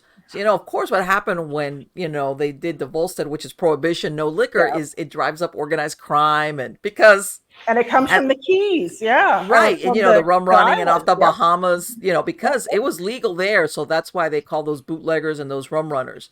But I didn't know that, because what happened was, in those 6 years, it spiked up crime, and they had like sections of town that nobody ever. There was a place in Miami called Hardyville, which is like where the bars and the brothels and all of this was. What pushed it along was that it was a dry county long before the rest of the country became dry. And that's why I'm saying that sometimes there's local things that you find out about the area that you're at, Yep. as far as like, Well, what why we happens get with organized crime? People get killed, secret burials, like. and a lot of folks, yeah, that's why we get Al Capone down here. You all know, So, yeah, Al Capone. He was, but like, obviously he was very famous, and everybody knew who Al Capone was. But there was a lot of what I call the unknowns, which are people that you don't know their name, but they never made the paper, and bad things happen to them. You know what I'm saying? yeah, oh yeah. Well, and I know in Tampa we had there was illegal gambling with Bolita, so there was Oh, kind of like the yes, Cuban, Irish, and yes. Italian mobs. Of course, they're And never it's called the really. Dixie Mafia. Yep. People don't realize that there is such a thing, that in Florida, and Bolita was one of the things, That they the ran. illegal part of like the vice, what they call the vice stuff. Yep. And yeah. That was a common thing, and in Tampa, like you Oh yeah, said. God. Oh yeah. So But what I'm it's saying, those things that in the background, how's this from the paranormal investigator's vantage point? There's stuff going around the periphery of when you look at the timeline of what was happening in this area, yep. which is why if you want to call it spiritual turbulence, or just something like you said, the streets are haunted kind of feeling. Yeah, absolutely. Um, and it's so weird where you start doing these investigations. Like we were called out to a place in Ybor, and it turns out that there was a serial killer from the 80s who was killing women. What's And his he had, name? What's his name? oh Do my you gosh, I'm remember? going to have to look at the case. I was gonna say, because God, there, like you were There's saying, like a Florida study was like album. everybody, even killers from across the country. Everybody needed to do a pit stop in Florida and kill some people, and then kept Well, we going. get, yeah, they all come here because it's fun. Anyway. Yeah, But he stashed a body on the property at one point, and really. Oh, so it's kind of weird when you do some of this research and you realize just how violent a state this has always well, been. yeah. That's what I'm saying. And unless there was somebody around, like a family member, to say, "Hey, where's so and so?" I haven't seen so and so for a while. That's right. Yeah. Yeah. Yeah, that's how we get. Didn't we have the trucker, the woman, I think, was down here in Florida? We had, oh my gosh, we've had so many serial killers who come Yes. down here. And I think you're Hmm. right. I think it's because the state is just so Everybody, even like I said, even if they start, they even if they end up, if they started or they end up somewhere else, they come like dip in here, and then I'll hang out in Florida for a while. And that's it. And it's so scary. And then you end up, you're doing this research and it turns out X was here. And you're like, oh, okay, Well, great. you know what? Like one time when you were saying earlier about Flagler down in Homestead, this is like south end of Miami-Dade County. Turns out here they're building the railroad track. And, people would come up from other parts of the country looking for work to work on these projects, right? Well, some of these people, they were getting hurt or killed or dying, accidents. This was not back like. So what they were doing is, back then they didn't have any big cemeteries. There was like a main cemetery in Miami proper, and this was like Homestead, I want to say, is like 30 miles south. So Okay. what they did was they were kind of doing like an unofficial graveyard, like, hey, the worker. A lot of these people, they couldn't find families. A lot of them were from other states. Nobody were they were going to ship. Nobody claimed the dead, in other words. So they were burying the dead out there. Well, this doctor owned this piece of land, right? And about 3 years later, they say, hey, you want to like sell that piece of land? And he's like, okay. And he forgets to talk or say anything that this place has been like an unofficial graveyard for these people killed on this Flagler railroad track project. Lovely. Fast forward, it ends up becoming like one of the first public schools in Homestead. It dates back to like the 1920s, you know, and of course there's been paranormal occurrences there, and nobody ever thought, none of this, like in the Poltergeist, let's move the graves, because there really weren't graves. They were just basically digging holes. These were very poor, Yeah, maybe pauper putting people in graves, yeah. sheets and chuck them in. Well, we're all having that problem because they keep finding lost graveyards up here. Really?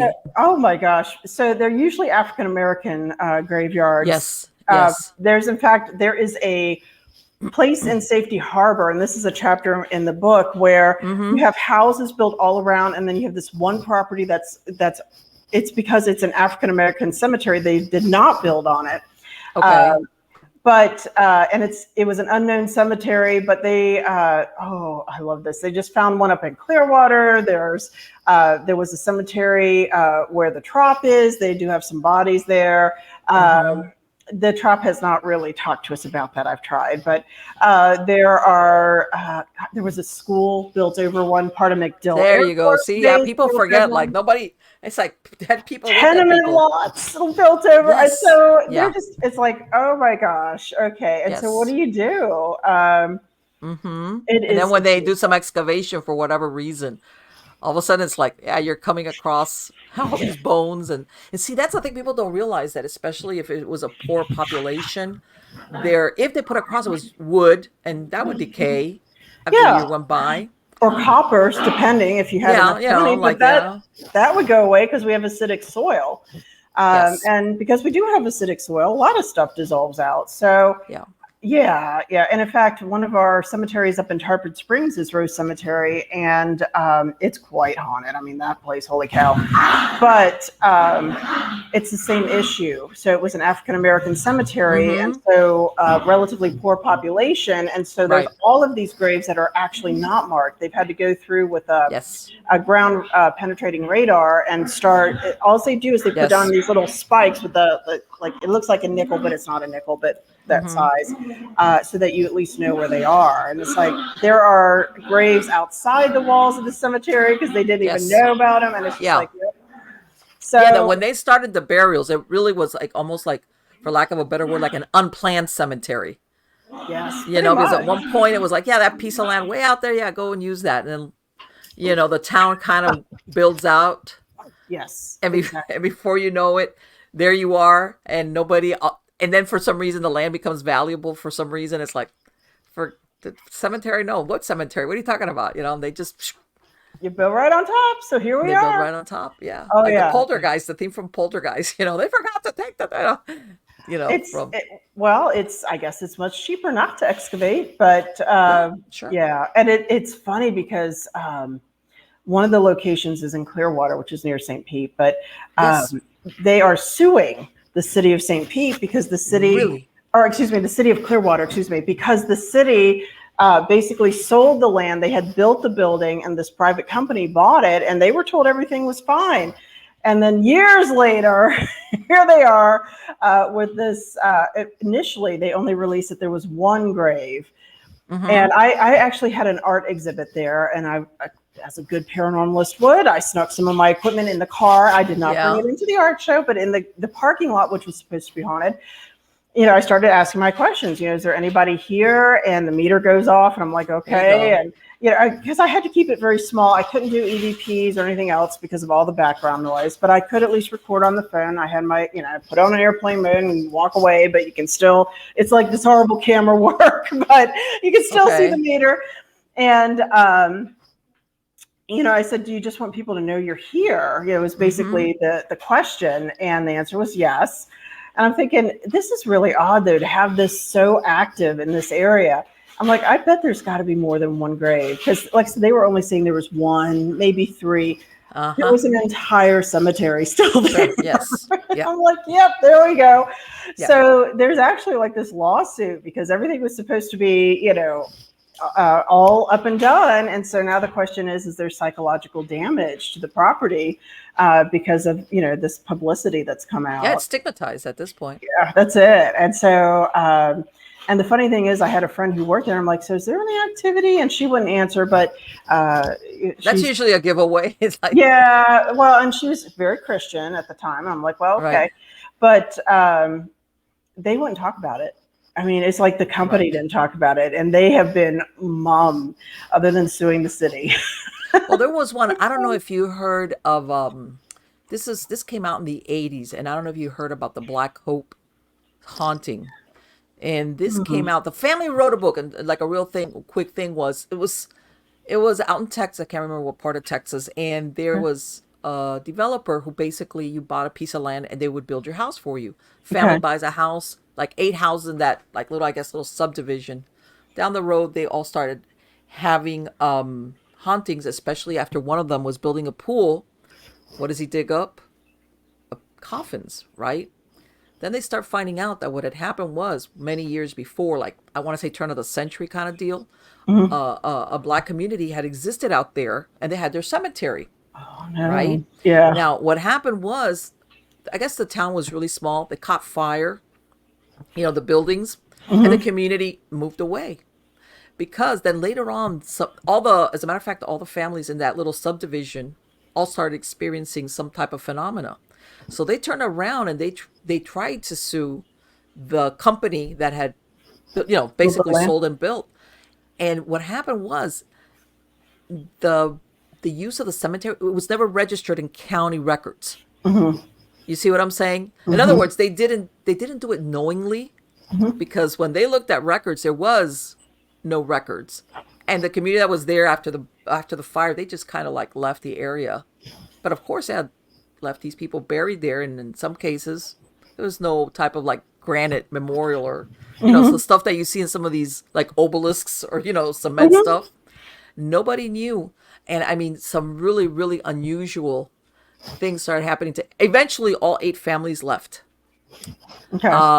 And some of the stuff was on the darker side, but what triggered it was when that one person started to dig for a pool, and it kind of Wow. like, but when you were saying about suing, it was one of those things that unfortunately the family was nowhere to go, because the people that did the building didn't know Mhm. about it either. So, Oh, and that's sometimes it's interesting. like there's no, in other words, it wasn't like, yeah, we know there was a cemetery there and we're just not going to tell you about it. And it's really funny because the other day I was looking at how the different states handle when a house or structure is considered haunted. What are their obligations, like say in a real estate deal, Hmm. to disclose about it? And for them, stigmatizes either it's got a reputation for being haunted, or a murder or a suicide has happened. And it's Okay. usually like maybe 2 3 years, maybe depends on the state. Hmm. And in some states, unless the buyer specifically asks, they're not obligated to tell them. It's kind of weird. It's kind of like, oh well, you didn't Hmm. ask, so hey, sorry.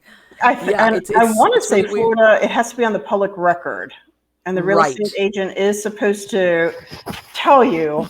Um, but I can't. I don't know if there's a caveat about asking or not. I think Right. No, the I real know that estate different agent does. states Yeah. have their own weird But you're little right. You're laws. right. Yeah. Can you imagine? And of You course, I find out do. after the fact, like, what? You mean what happened? Oh, there was a family annihilator, took care of his house. What? Yeah. Oh, I never thought to ask about that. Imagine that.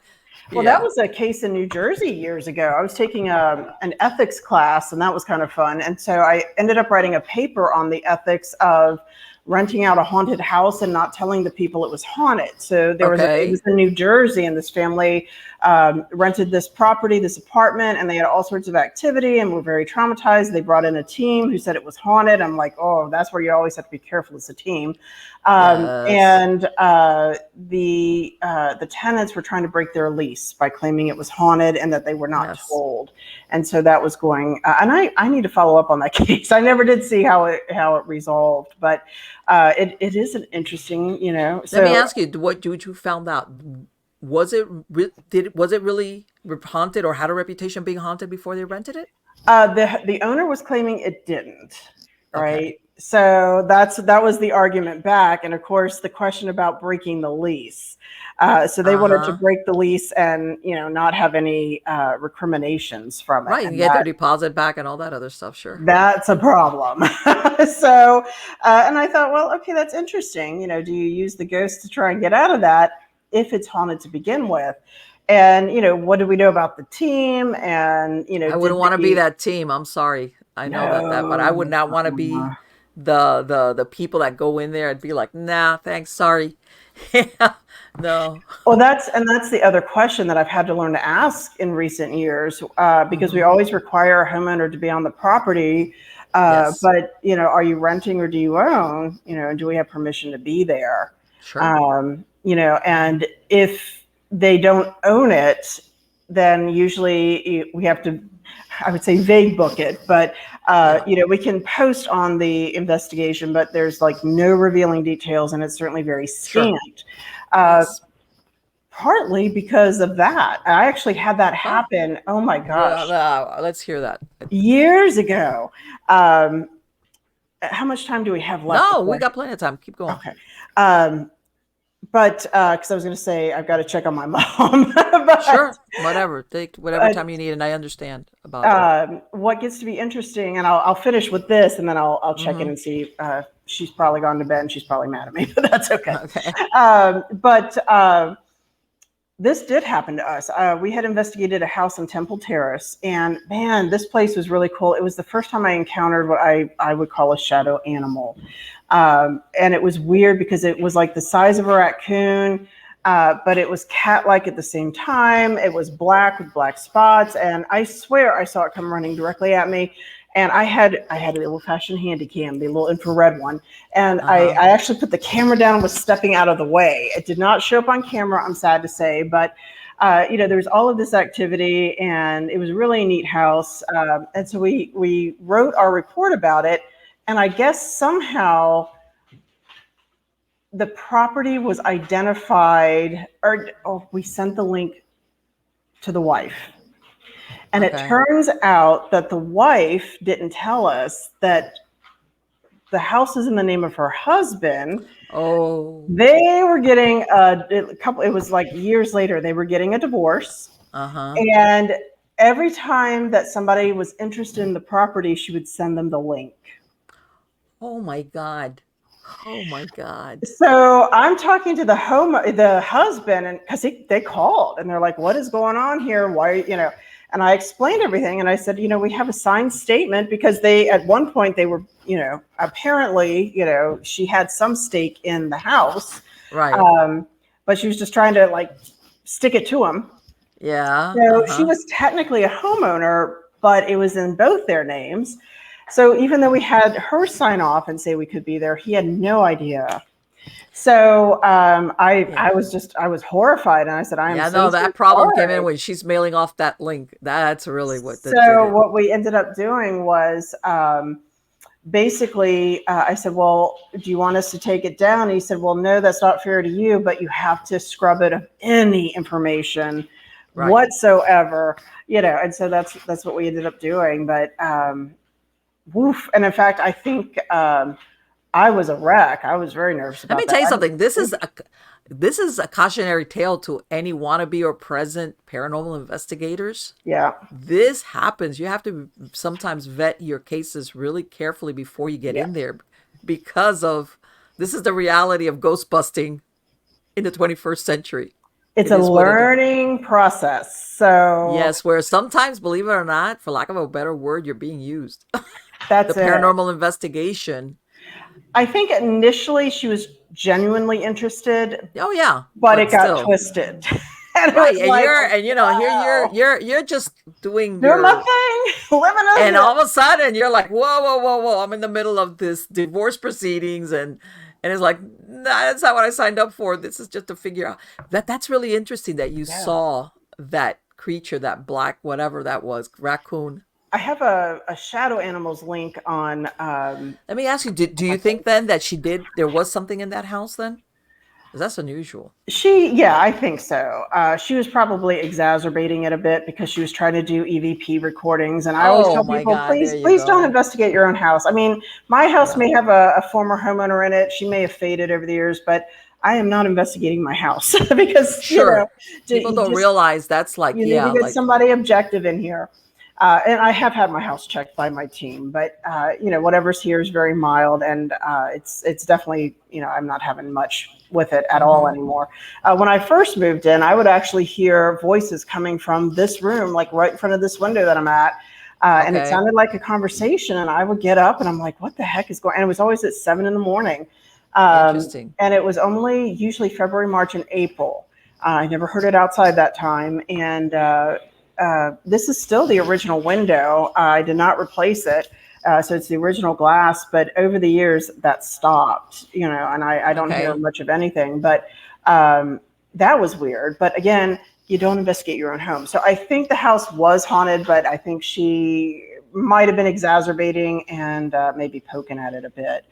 Um, but if we do have a moment, if you Yes, don't yes, mind, yes. let me, if you don't mind, my calling next door and making sure mom's okay. Absolutely. She is 80. I am her only child. I have no siblings, no kids. She is the last survivor, mostly of her family, and so we're it. And Believe me. she is 80, and she can be. I'm very lucky that she can stay at her house, and like I said, we have a joint backyard.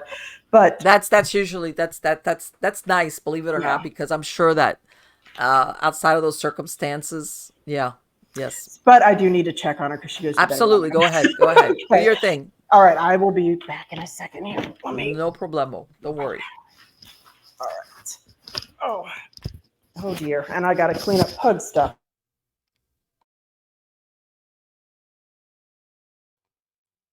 In the meantime, back at the ranch. Okay. Isn't this interesting? I'm going to talk about this usually what I do at the end of the shows. Yes, I love talking to somebody, like I always say, that's been doing this for years because when you do, well, besides the tours, obviously, that she does, but that you work in this field, whether, when I say work, I mean, not that you're getting paid or anything, but you start having all these different experiences that's when you realize this is not like what you see on the TV shows. Okay. Case in point, that right there that she described, where like I said, sometimes you would get investigations, especially later on, where people like were hoping it was haunted and they were trying to figure out, hey, can you find out if it is and who it is? And yeah, if it is, great, just leave it there. And then you get into situations like what she just described, where, and of course, she's never dreaming, you know, what's going on in these people's lives as far as their private lives, that there's a looming divorce, and maybe a squabble over a property.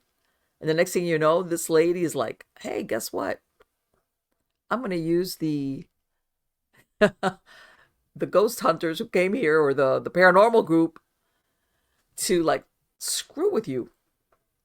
And believe it, getting back to also what we were talking about, the stigmatized properties. Some people say, oh, that's cool. And as a matter of fact, as I wrote an article on it, you can find it on my Substack, where some of these stigmatized properties, yeah, some people are turned off, whether it's haunted or there was a history of some type of violence there, murder, suicide, anything like that. Some people is like, thanks, but no thanks. I'll pass on this. And then there's other people that are attracted, like, oh, it's haunted. That's great. But it's always the roll of a dice. As a matter of fact, there's certain real estate agents across the country that is what they specialize in. They specialize in selling what they call stigmatized properties. Whether it's like there was a murder, suicide, even, and when I say haunting, that it has like a really conclusive history of being haunted.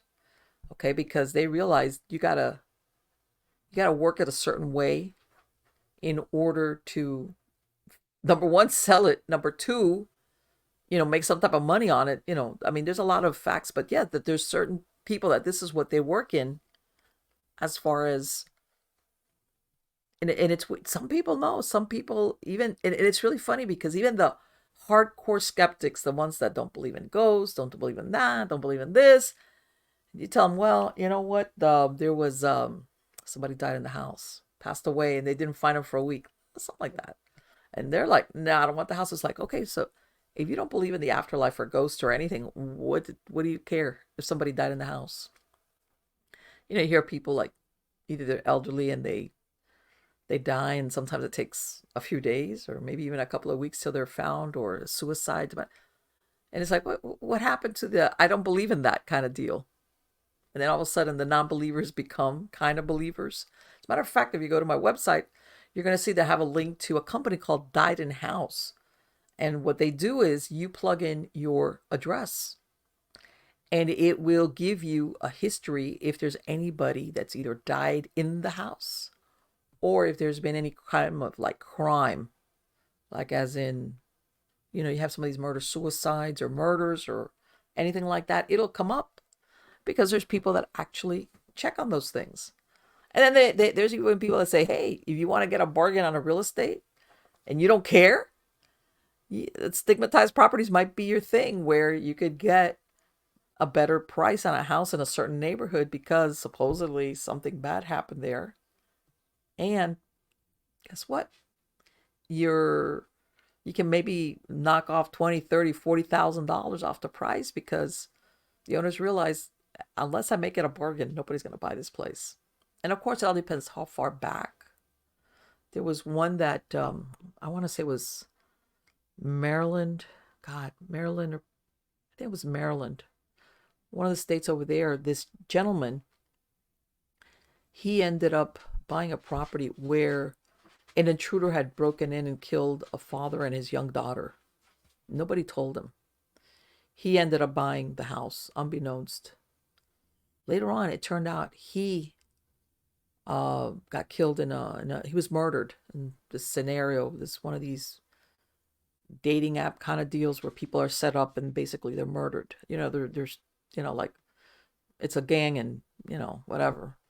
And but later on, as a matter of fact, he did find out. As a matter of fact, he did find out after he had already moved in.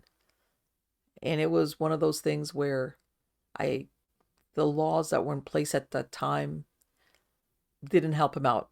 And it was like, I'm there. And, he made the best of it, but it's like, kind of like, and people ask, is it some type of curse? Because everybody sometimes thinks of like the haunting aspect.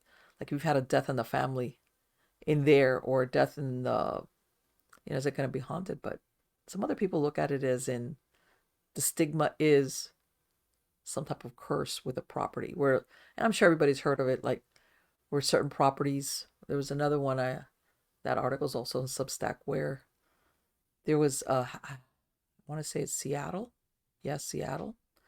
And the family that owned it eventually, like I said, it was a very nice house, like during the 20s, 30s, 40s, come the 60s or 70s, it was a big house, and they divvied it up and they rented out to an apartments, and it became like really seedy, and there was drug use and murders and everything, and then became better. One of those things like what she was talking about, where the area was gentrified and it became a house again, as in not a rooming apartment place. And it became known that for some reason, all the families that would move in there, the marriages would fail. It didn't matter.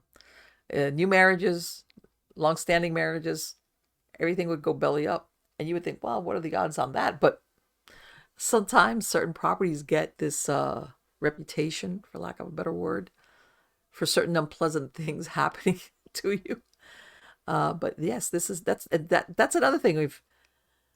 If you've got a property, hello, and you're thinking you might want to sell it, and you really don't want it to be known as a haunted property, think twice about getting a team there. And because this is the thing, you could get a paranormal team to go in there and do an investigation for you and maybe find something there, whatever it might be, maybe not, but chances are they're going to post something about the investigation or what they found on their website. And fast forward maybe a couple of years or a year, who knows? Maybe for the very reason that it's haunted, you decide, I want out of here. I'm not going to try to figure this out as far as, you know, I don't know, smudge it. I'm scared. I don't want to live here anymore. Or for other reasons, whatever. All of a sudden, that investigation and that poor paranormal team gets dragged into, like, okay, this is a stigmatized property because it's haunted. Well, well, you got a paranormal team in here, didn't you? Yeah, but in other words, you could run into a problem real estate wise, because nowadays all real estate companies that are going to take a contract for the sale ask you about things like this. Like, are there things like besides termites and things about the house that you need to disclose? That's one of the things they ask about. And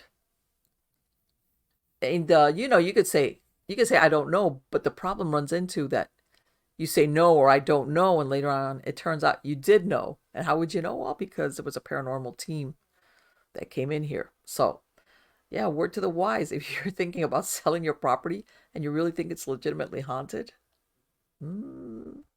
something to consider, because nowadays everything gets posted on the internet in some way, shape, or form. Yeah.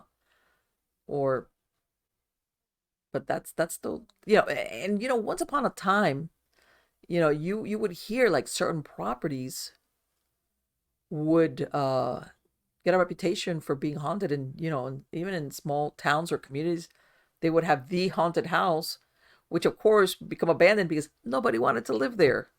Nobody wanted to be the guinea pigs and find out if it was really haunted. Sometimes maybe it wasn't, but it usually, as a matter of fact, the nexus of the haunting usually would start with unexpected. Here, let me bring her back on. She's back here. Okay. All right. Sorry about that. She okay. Child care, parent care, it's all lots of I've fun. been there, done that. My mom passed away in 2019, and yes, I get it. Believe me, I very much understand where you're going with that. Oh my gosh. But bless her little heart, she was in a good mood tonight. I was waiting for her to be all snappy, and she wasn't. She was in a good. I was like, all right. I even got flowers, some gardenias. I thought, okay. So that's good. That's good. That's good. Let me tell you. I was talking about that. I was commenting to the audience while you were away that it was like, hey, you know what? For word to the wise, if you're thinking of, where what they consider stigmatized properties is, if you're ever planning to sell your property and you don't want it to be known, don't call in a paranormal team, because they could turn around and say, you knew it was haunted. How did you know? Because you called in a paranormal team. So if you really decide if you want, because I say nowadays everything becomes posted. Once upon a time, like 20 years ago, that nothing would come of it. Nobody knew, but nowadays everything gets posted on the internet in some way, shape, or form. And it can bite you in the butt. And I would also warn teams, when I'm trying to think, we did form an LLC in 2004, and I can't remember if this happened before or after we did that, because I'm getting old and I can't remember things anymore. But the reason we did an LLC is not because we charge, because we don't. Right. I mean, obviously investigations are free, but the LLC was to give us some legal protection. Sure. Exactly, because things like this happen, and it's it does cost us $140 plus or minus per year, but it's worth it, to have that little extra level of protection. Sure, because even though clients, because when I remember, we would have a waiver that they would sign still. Yep, and the waivers don't always hold up. Of course not. So, because we do the same thing with the waiver, and nowadays I'm getting homeowners to say, yes, you have permission to be here on one of the videos, which we are. Right, yeah, and it's all of a sudden things that before you didn't have to do. Mm-hmm. You have to, you unfortunately have to go down that road. Because people have gotten, I don't know if we've gotten stranger or not, but there's definitely a cultural shift. I mean, the artist in me feels that coming, and it's been here for a while, but we're suspicious and we're angry. So so you really have to cover yourself. I was going to say that litigious, you would always hear about these kids, for people who had a lot of money, is that you would hear these litigations, and now the everyday man, this litigation going on is like, what is this? Yeah, that's it. And I remember back in the day, my mother obviously was a lot younger then too, but we talked about, so she bought that house, and I actually spent my teenage years there. Went through graduate. I actually have 3 graduate degrees and a doctorate, believe it or not. But Wow. Went through school, was totally poor, but lived in the had like an attached like garage apartment type thing. And we split the expenses. It was great. But when I got to be full-time faculty, the house next door to her this house went up for sale. And it was so weird because I was walking one of my pugs down the alley past this house.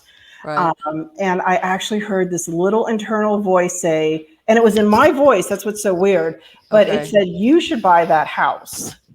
It wasn't I should buy that house. It was you should buy that house. And it was one of those feelings. Now, I don't get a lot of this stuff, but either a higher level of thinking, somebody was sure showing up.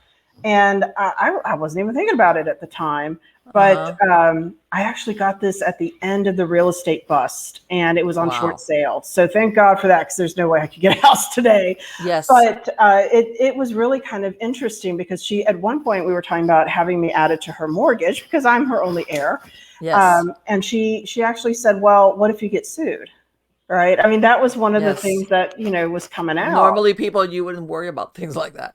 That's it. So, I mean, it has been really interesting. And again, with videos coming out, social media, and a wider acceptance, it's interesting. And for a while, I think that I used to call it buddy ghost syndrome. I think people wanted to be haunted so that they would be kind of special. If you're a part of the contemporary services, take no offense, but I link it to the buddy God phenomenon, where God's your friend, right? So you have these, this imaginary friend, that's super, special friend. And, I still think that's even part of our cultural shift, where we've moved away from the agrarian and packed ourselves into these cities. And the psychological response is that we're lonelier than ever, which I think is really interesting. Social media has brought us together and split us apart. And, that you have this non-social, like private friend in your household. Let me ask you something, Brandy, especially with your background academics. There's sometimes things that also this thing with the ghost and the paranormal. I mean, it's always been around. Don't get me wrong. You've had it spiritism. You've always had that. But anyway, now that as technology advances and everything gets so exact and we're observed, I think that we long for the mysterious. To go against this technology where everything is examined, everything is exact, everything is filmed. I agree. And I think, religion has dissolved out. It's dissolving very rapidly in this country since the 70s, and people, I think we want that extra connection. I mean, I would hate to think that this is it. I mean, and I don't think this is it. I definitely think there's much more out there, but, even the whole Matrix stories, right, are almost kind of doing the same thing. The glitch in the Matrix, that we're just part of a computer simulation. And I find it interesting that scientists are coming out with that now. And I'm like, okay. I mean, they've been coming out, but yet another article just came out about how a scientist has proof that we're just simulations. I'm like, well, I want a better programmer next time. Well, and I think I think the human nature, we kind of there's some people that are, I don't know, because to me it's like kind of dystopian, that view of existence. And I think part of us yearns for how's that? The Indiana Jones in us wants to do something that is, whether it's the exploration or something that's not exact, technology where everything and deals with the mysterious, right? So the mysterious, exactly. Always has that episode where you're going back in time, or the crystal skull, or whatever. Yeah, exactly. That was a movie, but it is very interesting. yeah, and of course the other thing that I find interesting is the parallel between the rise of spiritualism and then kind of the millennialism that hit in the 90s, and the interesting in technology and ghosts at the same time, because Sure. you see such parallels. So spiritualism will sometimes say it was formed in the full light of technology, and of course one thing that they were using were the old-fashioned cameras, but Mm-hmm. these things weren't understood and could certainly be abused by Sure. photographers. That definitely happened with some of the spirit photography. I won't say all, but some of it absolutely. Sure. Until the frauds are kind of pointed out, and then the religion takes this big hit. But it reminds me of the early 2000s when digital cameras were coming out. Yeah. And I was a poor graduate student. I didn't get my first digital camera till at least 2002, maybe 2004. It was much later. And by golly, that thing had, for a card, it actually had a disc. It had one of those square discs, Mm-hmm. like Yes. the old-fashioned floppy disk. Yep. And it took like 15 pictures, and then it died. The battery would be drained, and it couldn't Right. hold anymore.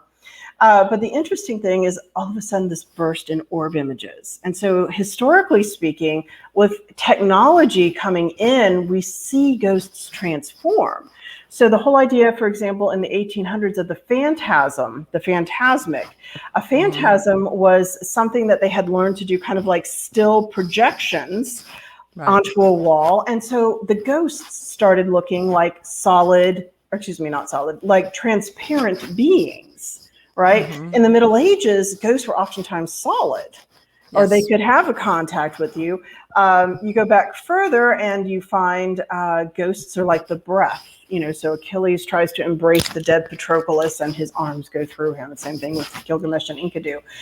But nonetheless, you had the phantasm that developed, and the image of the ghost changed with that.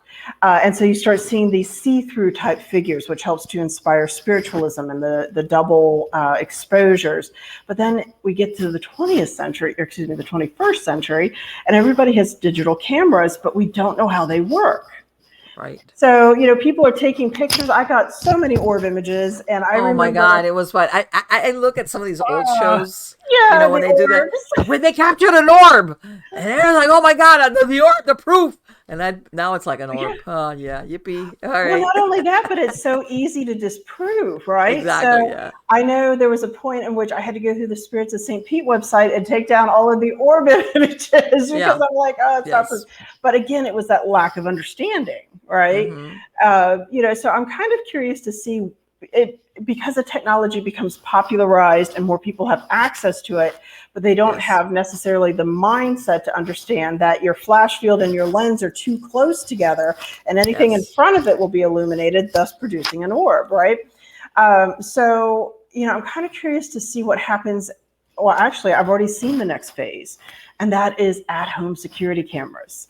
So now Oh people my will send us goodness. all of this footage, or if you watch Paranormal Caught on Camera, like Yes. like 3/4 of those, I'm like, oh my God, it's a bug. Let me Come tell you on. something. I have a cottage on my property, and I have one of those little cameras right there, just basically because I could tell if it's on the other side, so if somebody does a delivery or something. Mhm. And one time I have it up, the screen on my phone, and I see something, and I look at it, and I was like, what in the hell is that? It was a lizard running over the lens. And all of a sudden I really looked at it, I said, wait a minute, that's the body of the lizard.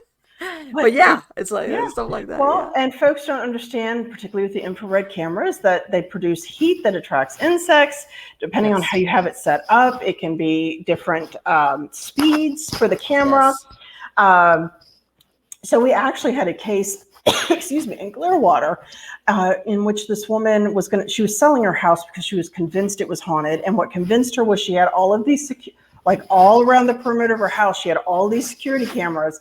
And when we first looked at the footage, I'm like, wow, that really does kind of look like a shadow figure going across her lawn. Right. So we agreed to come out and check it out, see what it was. And this is where you do need to be viable on the property. And it turns out that her cameras, we didn't know where they had been positioned. But when we got Okay. there, it was so obvious that they were positioned and they were attracting. And these little shadow figures were little tiny, and they were elongated bugs. They weren't even, I Okay. don't even know if they were a type of moth, because usually it can tell a moth. but they were crossing the lens. And this woman literally had 4 journals, 4 notebooks full. She would watch these security cameras and she would document anything that she thought was paranormal. Much on her hands. Got it. And so we even, her partner basically tried to explain to her that this was natural. Right. She didn't believe her. Oh, no, they're having none of that, huh? No. And it was, she had all of this stuff around her house, all of these things for barriers from ghosts, and it was like, she didn't even believe us. I mean, we're literally taking her outside and saying, but do you see where you have this position? Right. But she yeah, this was her. Yeah. Uh-huh. And so, plus she had there was a crack running through the house. So I think there was a problem with the foundation, but can't really say that. But it was really, really very interesting. And so the latest thing has been people sending us video clips from their security cameras. And, I have somebody who will literally take them down to the frame. I wish I had time for that. I wouldn't have time for that. Bless your heart. I mean, I'm telling you, it really makes a difference when you have. And unfortunately, the best kind of paranormalist is usually like the retired or the part-time worker. So I'm like, man, that's tough these days, where you have to have $94,000 to survive. And I'm not making that up. That's the number they said for Florida. And I'm like, oh my God, I am so poor. But it's really very, very fascinating. And we've even had folks that wanted attention who are, you go frame by frame and you actually see their hand, like they're moving their hand out. I had a case. This was in, I want to say it was West Palm Beach. And this was, by the way, this is still when people were taking pictures. Mm-hmm. And she's a nice house. That had a nice development too. And she's telling me, oh, I'm getting messages written on my bathroom mirrors. And I'm like, okay. And then we're talking there. And this is when you developed film. Yeah. And she's showing me, you remember when people get the red eye? Yes. Okay. She's showing me this picture where she's looking up and she's getting red eyes, because of the flash. Yeah. And she's showing it to me like, hey, I think I'm getting possessed. And I'm looking at her like, you got to be kidding me, lady. In other words, she was making something out of nothing just because the picture was she's sitting at the dining room table and she looks up because that would only happen at a certain angle where she had that red eye look, and to her it was like, hey, and I looked at her and I go, well, I was like, okay. In other words, her credibility went right there because again, like what you were saying, they become invested in this story that they've got going. Mm-hmm. And if you come along and try to tell them, that's not exactly accurate, all of a sudden you're not on their side anymore. Mm-hmm. It's that belief bias, right? We just, I was telling you earlier, we had this case where this woman was sending us stuff and claiming, she needed help immediately and she wouldn't write anything down, but she had to talk to us. And I mean, it was crazy. I mean, she even filled out our form and just said, you have to talk to me. And I'm like, okay. And so I actually had a couple of, because for me, I'm like, okay, these are all red flags right here. But, I sent it to my team. I'm like, if anybody wants to try and tackle this, that's okay. I mean, we do try to help people and try to be compassionate, but I'm like, the level of urgency, the lack of communication. And then she sent pictures of proof. And I'm like, I actually don't see anything. One of those. Yep. And sure enough, she went through all of these stories. I had 2 investigators who were working with her on Zoom calls, and she went through all of this stuff. And she sent them videos, and my one investigator went through all of them, sent her like 1-paragraph answers on each video saying, well, this is a shadow cast by, whatever it is. And the woman wrote back and she was very upset, and she and wouldn't believe us. And it was really interesting because their next question was, because I've done this, and I'm like, you get to a point in the conversation where you just have to end it because it's going to start becoming defensive. Yes. And at this point, if you're not agreeing with her, she's not going to see all Right. of your rational She's explanation. looking for somebody to come and reinforce, like That's to it. like tell her you're right. Yes, there's definitely haunted inside. And So I run across those scenarios when you got to break the news to them that there isn't anything supernatural, and they look at you like, what? And yeah. it's like, yeah, well, So it was that kind of thing, and the head person who was doing this said, "Well, what should I? What do you want us to do?" And one of them said, or the other, because they were just kind of keeping me in the loop, which is great. The other one said, "Well, maybe we should have a Zoom session, and you can talk with her, and and you're then we like, can no, tell her about protections." And I ended up saying, yeah, this it won't work. I would not recommend it. I mean, you are welcome to do what you feel is best, because they were taking over the case, and or not taking over, but they were dealing with it on our behalf. And I like I said, too many red flags, and I was just like, right. They don't. Sometimes people don't realize that the person doesn't really want the investigation for the sake of the investigation. they They're want looking for somebody to basically give validity, like, what they're and of experiencing. course you're supposed to be the expert, as in the paranormal investigator. So it was one of those things where I said, well, this would be my recommendation. I mean, we want to be polite, but you need to kind of wrap this up now. Yes. Rather than invest more time into this where she's not going to listen to you, and then it makes us sound defensive because she's going to attack what we're saying is rational. Yes. You just have to say, well, I'm sorry, we really couldn't help you. From our perspective, we work with honesty and integrity, and unfortunately, these videos do not present us with anything that we consider paranormal. You have to kind of also give that person the out. This is Right. where we are. This is our perspective. And just kind of end it there. But yeah, it is. Some people don't. They're really not open minded when they ask for an investigation. They're so convinced Yeah. that, and I've been shown photographs that there. Did you see that at the window? And I'm looking at it. I'm like, I don't see anything. I mean, this could be a reflection from the glass. It could be a curtain that, Pareidolia, sure. it could be anything. And they're like, yeah, don't you see the little girl behind it? I was like, no, it's like, no, this Or can be it's explained by a interesting. million things, Yeah, or when they tell you, do you see the little girl? And then you see Sure. the little girl, and you're like, well, that's called suggestion. So, Yeah. or the pixelation when people it's not as much these days, although I still see some of it, but people would like super like enlarge their images, and you get Yes. this image and you're like, I don't really see anything but pixels. Yes. So Right, it's, exactly. And you're just putting that. It could be anything. It could be, it is. and that's one of the things I've mentioned, because a lot of people think that paranormal investigators will fall for anything, and I say I beg to differ. My bar is set very high. When it comes to proof, Yeah. I don't fall for it unless it's something clear cut. I don't accept it. In some cases, I'm thinking maybe, but unless it's really definitive, like as in a picture or something, it's got to be really clear. Otherwise, I'm gonna put it in the that's not supernatural. Well, and it's weird to actually have to come up with the phrase, Yes. thank you so much for contacting us, but from, again, kind of that soft, response, but still saying, no, it's not paranormal. I tell folks when they ask me about the paranormal and, how do you feel about it? I tell them, I feel like I burst a lot of bubbles over the years, Yes. and so it's, Yes. but you have to do it with some compassion, because Of course.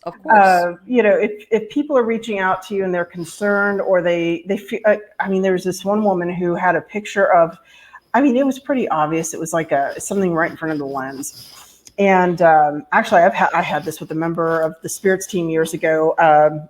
We had a manifestation of Mary on a building in Clearwater, if you remember that. And Yes. I took my team, and we couldn't get an official investigation, but we brought our equipment and we checked it out, and I actually wrote a newspaper article about it, and I got to interview the people that were in there, and I got to interview our local bishop, who was like, no, we don't consider it miraculous. There's enough there that the history wise, we know that it's most likely, and this was from the Catholic Church. They're Right. No, yeah. People don't realize that they're tougher to crack than anybody else, to Seriously, be honest. I used to do study abroads to Rome. I got to teach world religions in like 14 days in Rome. It was awesome because we would go down to the papacy to St. Peter's, and I'd be like, and our guest speaker today is the Pope. So how many Wow. other teachers can do that? You know, because he would come out and talk to the crowds, but I count that as a guest speaker. Sure. But we actually got to meet one of the Vatican officials, who is basically one of the miracle busters. And he actually told us a story about how there was a woman in, I think it was New Jersey, who was claiming that one of her statues was crying olive oil. And they came out, they took a sample, they analyzed it, they took another sample, it was matching up. But I guess she ran out of that type or could not get that type of olive oil or didn't realize what they were doing to research it. And so the third sample, lo and behold, was a different type of olive oil. Right. And so they're actually quite rational. But I still remember going out to the Mary image, and this we were taking pictures of it, and one of the investigators swears she got an angel wing in her picture. And I'm like, but it's a square shape. I think she had a pen in her hand. And it's the pen cap that she was trying to move it out of the way when she was taking the picture. Right. But angel wings aren't square. And she would never acknowledge that, never acquiesced. And even she was on the team for a little while, like 3 or 4 years. And she came from a science background, which I thought was interesting. And even later on, she was like, well, I know we had that disagreement. I'm like, disagreement? Oh, I couldn't even remember it. It was the angel wing thing. And she just adamantly believed. And unfortunately, again, there's nothing you can really do in that case. So you can believe it is, but that doesn't mean I'm going to believe it is. And we'll just agree to disagree and let's move on with it. Because and that's it. And that's where it does get to be kind of hard. I mean, don't you remember when you say that, you remember in Conyers, Georgia, back in the 90s, that they had like also an apparition of Mary? Yeah. Oh, yeah. I went there. I visited. I went and I visited. Just so happened I went on a weekday. I was out there doing something else. I had a chance to swing by. It was like in the morning, in the middle of the weekday. Nobody was out there. But you'd be surprised how many things people left out there. Because remember that there was a time where the Catholic Church was like, no. And there was somebody that she was supposedly going into trance, she could see it, something like all these other Marian apparitions and like stuff. The 70s where they started channeling. And all this stuff, and it was incredible. It was. It really how was. many people. And by the way, I'm not, I as a matter of fact, I never, it died away. I don't know whatever happened to that, the Conyers, Georgia thing with the apparition of Mary. I don't know that it died out. I never heard anything about it. But people willing, how can I say it? It's not that. Because obviously, look what I have in back of me. I have a picture. This is from Botticelli. Okay. But to me, it's like, if I'm going to believe something, I really want to know this is the for real thing. I don't want to be swept along with the crowd. You see what I'm saying? And get all worked up. And it's some poor lady having this fantasy, that she's seeing a Marian, a visitation or something. It's like, but it was incredible. The place was flooded with it was things that people leave behind and all these things. And well, the funny thing was that the building ended up selling to a group that made rosaries. So it was a church group. Okay. But I interviewed them as well, and they believed it was Mary. And it was so funny because I said, well, so how are you documenting this? And they said, well, we had at least one miracle here. There was a woman that had a case of varicose veins, and she came to the Mary image and she made homage. And the next day her veins were gone. The varicose veins were gone. I was like, okay. I mean, I don't know how to explain that, but exactly. But it was so wild. That was their miracle. And of course, what really got to be tragic is that the Mary image was on glass, and some teenagers shot it out, and so that ended the entire episode. They shot out the head of the glass, and it was gone. They had a BB gun, and destroyed it. And I was like, well, there's Florida. There's Florida. I know. That's and I know in some cases, a lot of the people also that come and, because for anybody that's thinking this does fall under the umbrella of the paranormal, sometimes there's people that have like serious health problems for themselves or a family member, and they go to these things like wanting to find, some type of The cure. placebo effect, yeah. Yeah, especially if their medical is only taking them so far. They're being treated, but they want a cure kind of situation. And which is, I think, is a sad part because, especially if they're being misled on purpose. How's that? Yeah, that's for sure. And it's not to say that spontaneous healings aren't miraculous. Oh, It's of just, course. but it was so interesting, to kind of hear their justification. And over the years, I did interview other people, and they remember driving past the building when it was a used car lot. I'm like, well, that would be interesting for Mary to show up at a used car Sure. lot building, but Yeah, they had exactly. Like, painted a nativity on the side of it. They also discovered the image when they cut down a palm tree. And of course, it's that special filmy glass that yes. mineral water basically interacts with. And there was a sprinkler there. So, I mean, it was discounted, but it was really interesting to see just how active the area was. But to me, it was that picture from that one investigator who swore, Right. and I'm like, you're on my team and you're not, you come from a science chemistry background, and Yeah. It goes to how show can you, not right? see? It's a pen cap. It's white. It's squared off, but it's rounded at the top. So Right, exactly. Yeah, that's what you find. so Some of the most hardcore skeptics are in reality they're disguised and they're really believers. like a believer wanting to believe. That's Kind of it. deal. Yeah, it happens a lot. So More than people think. it's and I think that's where the field is sometimes so challenging, Yes. because as I said, I tend to play well in my own sandbox. I over the years, I don't know, they're weird. I'm the weird one, maybe. I don't Yes. know. Maybe I'm Yeah. the normal No. one that they're weird. But, Yes. I just find, sometimes it is easier to find a small group of like-minded people. Yes. I've stayed away from a lot of the other paranormal teams because it got to be Yes. so brutal in the field. Yeah. Paradrama. Yeah, oh my gosh. I mean, I remember people there was one location we investigated that made the newspaper locally. And we investigated it a series of 3 times in 2 years. And then they closed it to all investigations because they Okay. were so inundated. The TV shows had come out. Oh, And there you go. there were teams that were trying to backstab us. And it was just like, this is, Yeah. it's, They were, and that's what I tell them. All these, again, after the TV shows, the sensationalism. It's not like you're not getting no paranormal investigation. You're just getting somebody that wants to capture the proof, or hopefully not manufacture the proof.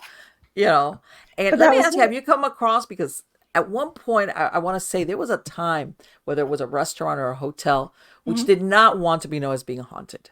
Once upon a Yes. time, then fast forward, that's changed because some businesses now they want to be investigated so that they could claim they're haunted. And I've not only seen that, I've seen them reverse back out of that. So one of Really? our local buildings here is the Vinoy, right? And Okay. the, Yeah, I've the been to the ghost Vinoy. hunters were at the Vinoy. Yes. I stayed at the Vinoy. That was Uh, back like in '09, something like that. Yes. oh yeah. This is like during the craze. I actually got to stay in the haunted room. Um, Okay. my birthday came up, and at that time, my mother asked me what I wanted. I'm like, I want a haunted room at the Vinoy, and she actually knew somebody who did community outreach, and I was able to stay there for like $100 for the night. Okay. And the thing is that I came in as a complete skeptic because I really thought that the Vinoy had just built all of this up. And Right. I did not watch the Ghost Hunters. I just did not care for the show. Mhm. I'm not a fan, not a super fan, not a fan at all. In fact, I really feel like in some ways they kind of ruined the field because they sensationalized it. But Yes. whatever, I may be alone in that. But so I actually did stay in the haunted room, and I had my investigators come in. We had dinner. We walked through the hotel together, and I was so excited because it was a king size bed, and I went You're to. like, this is great. Oh my gosh! Well, I have, as we talked about earlier, I have 7. 6 pugs and a puggle, so 6.5 pugs, if you will. And of course, they all sleep on the bed with me. And so what ends up happening is I get this much of the bed and they have the rest. And it's very relaxing. Don't get me wrong. It really is. But I wake up in the morning and I've got pugs, and I'm in a pretzel shape and they're all around me. So, I'm like, all right, king size bed. And I tried to go to sleep. I mean, I tried, but I really felt like there was somebody pacing in that room. And it turns out it really was the hotbed room. I have no explanation for that. I did leave a recorder, and I left the room for a time and came back. You can actually hear some rustling sounds in there. I did not turn off the lights, however, and it turns out in order to get the closet, because there's a famous closet door that opens up, to get that to open, you have to turn off the lights. I found that out later. But And you're like, whoa. dang it, I was there. I didn't know this. But the interesting... It dates back to, what is it, like the 1920s? Is that 1925, yeah. January 1925. It took them 9 months to build.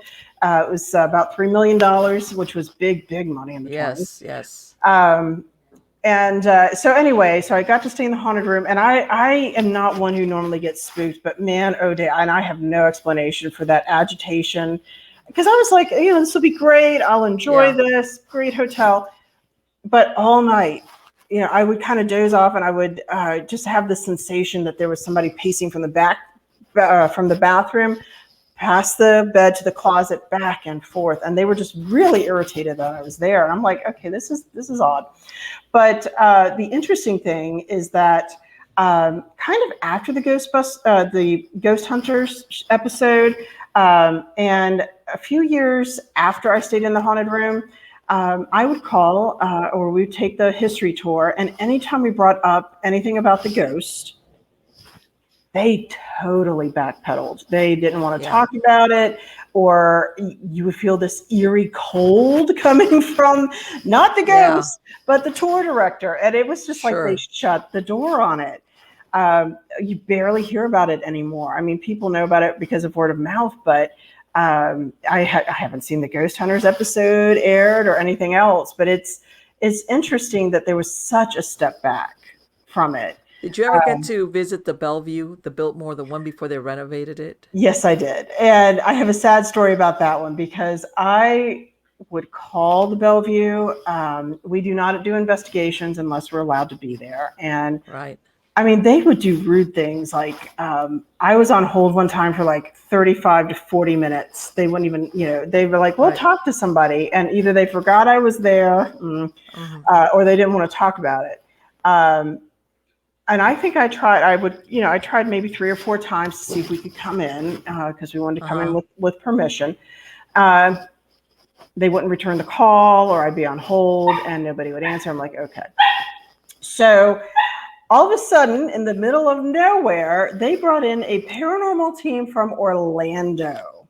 And I'm like, hello. Okay. And they offered $400 weekend packages, and they would put you in a haunted room. They were going to. What happened? What about your local ghost hunter here? Yeah, I'm like, well, academic, been doing this for a while anyway. But this is about 2 years before they ended up converting the hotel, and they had like a paranormal weekend, and they brought in, I want to say maybe 40 people. And I brought I had 3 other spirits members, and we split a room. And this was awful. This was just absolutely one of the worst events. I was so upset I would not even post it.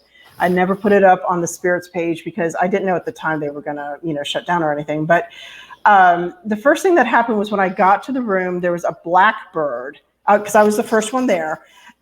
There was a blackbird that was trapped in the room, and it was slamming itself against the wall. I couldn't catch this thing. I'm like an animal person. I'm like calling the front desk, like, oh my God, you've got to do something, because this thing, and I'm trying to sit still, and this poor thing was trapped in there. They had to come and get it and get it out. I don't even know how it got in there, but that poor thing. I'm like, okay, that's interesting. That night, they actually did a tour of the haunted 5th floor, I believe it was. Oops, I just dropped that. Right, yes. And the first thing was that they didn't have power to go there, and they had 2 people that were disabled. Oh. So they couldn't go. The second thing was that they had us all sign off on waivers. Okay. They didn't do a head count. And then before we started, they said, if you feel like something is possessing you, let it happen. What? And I'm like, What? First of all, exactly same thing. If somebody has a psychological condition, that can exacerbate it. Secondly, no, you don't want people to be possessed by anything on a tour. Yeah, they wanted. I guess they wanted the big moment, the aha moment, like, oh, somebody's getting possessed. That's great. So then we get up to the 5th floor, and it is literally, it's all of us in this area. So all photos had to be basically discarded because they were picking up so much dust, and we could not do EVPs. I mean, we tried, but we had to discount a lot of it. They literally had nails sticking out of the floorboards up. What? Oh, yeah. There were holes in the wall. There was literally air coming in. There was no power. And at the end, as I said, they didn't do a head count. And there was, and I call these folks hottie toddies, these women in the very, very, very, very, very tight dresses. I'm not quite sure what her profession might have been. I mean, it was that kind of outfit, and I don't want to make a judgment call. But she was on the tour, drunk, and she disappeared with the security guard. Oh my God, that's great. I'm sorry, I have to laugh because I'm sure you didn't think it was funny then, but well, and they didn't do a head count. They didn't know how many people were up there, and they were expected to lock the 5th floor. Don't tell me they locked them up there?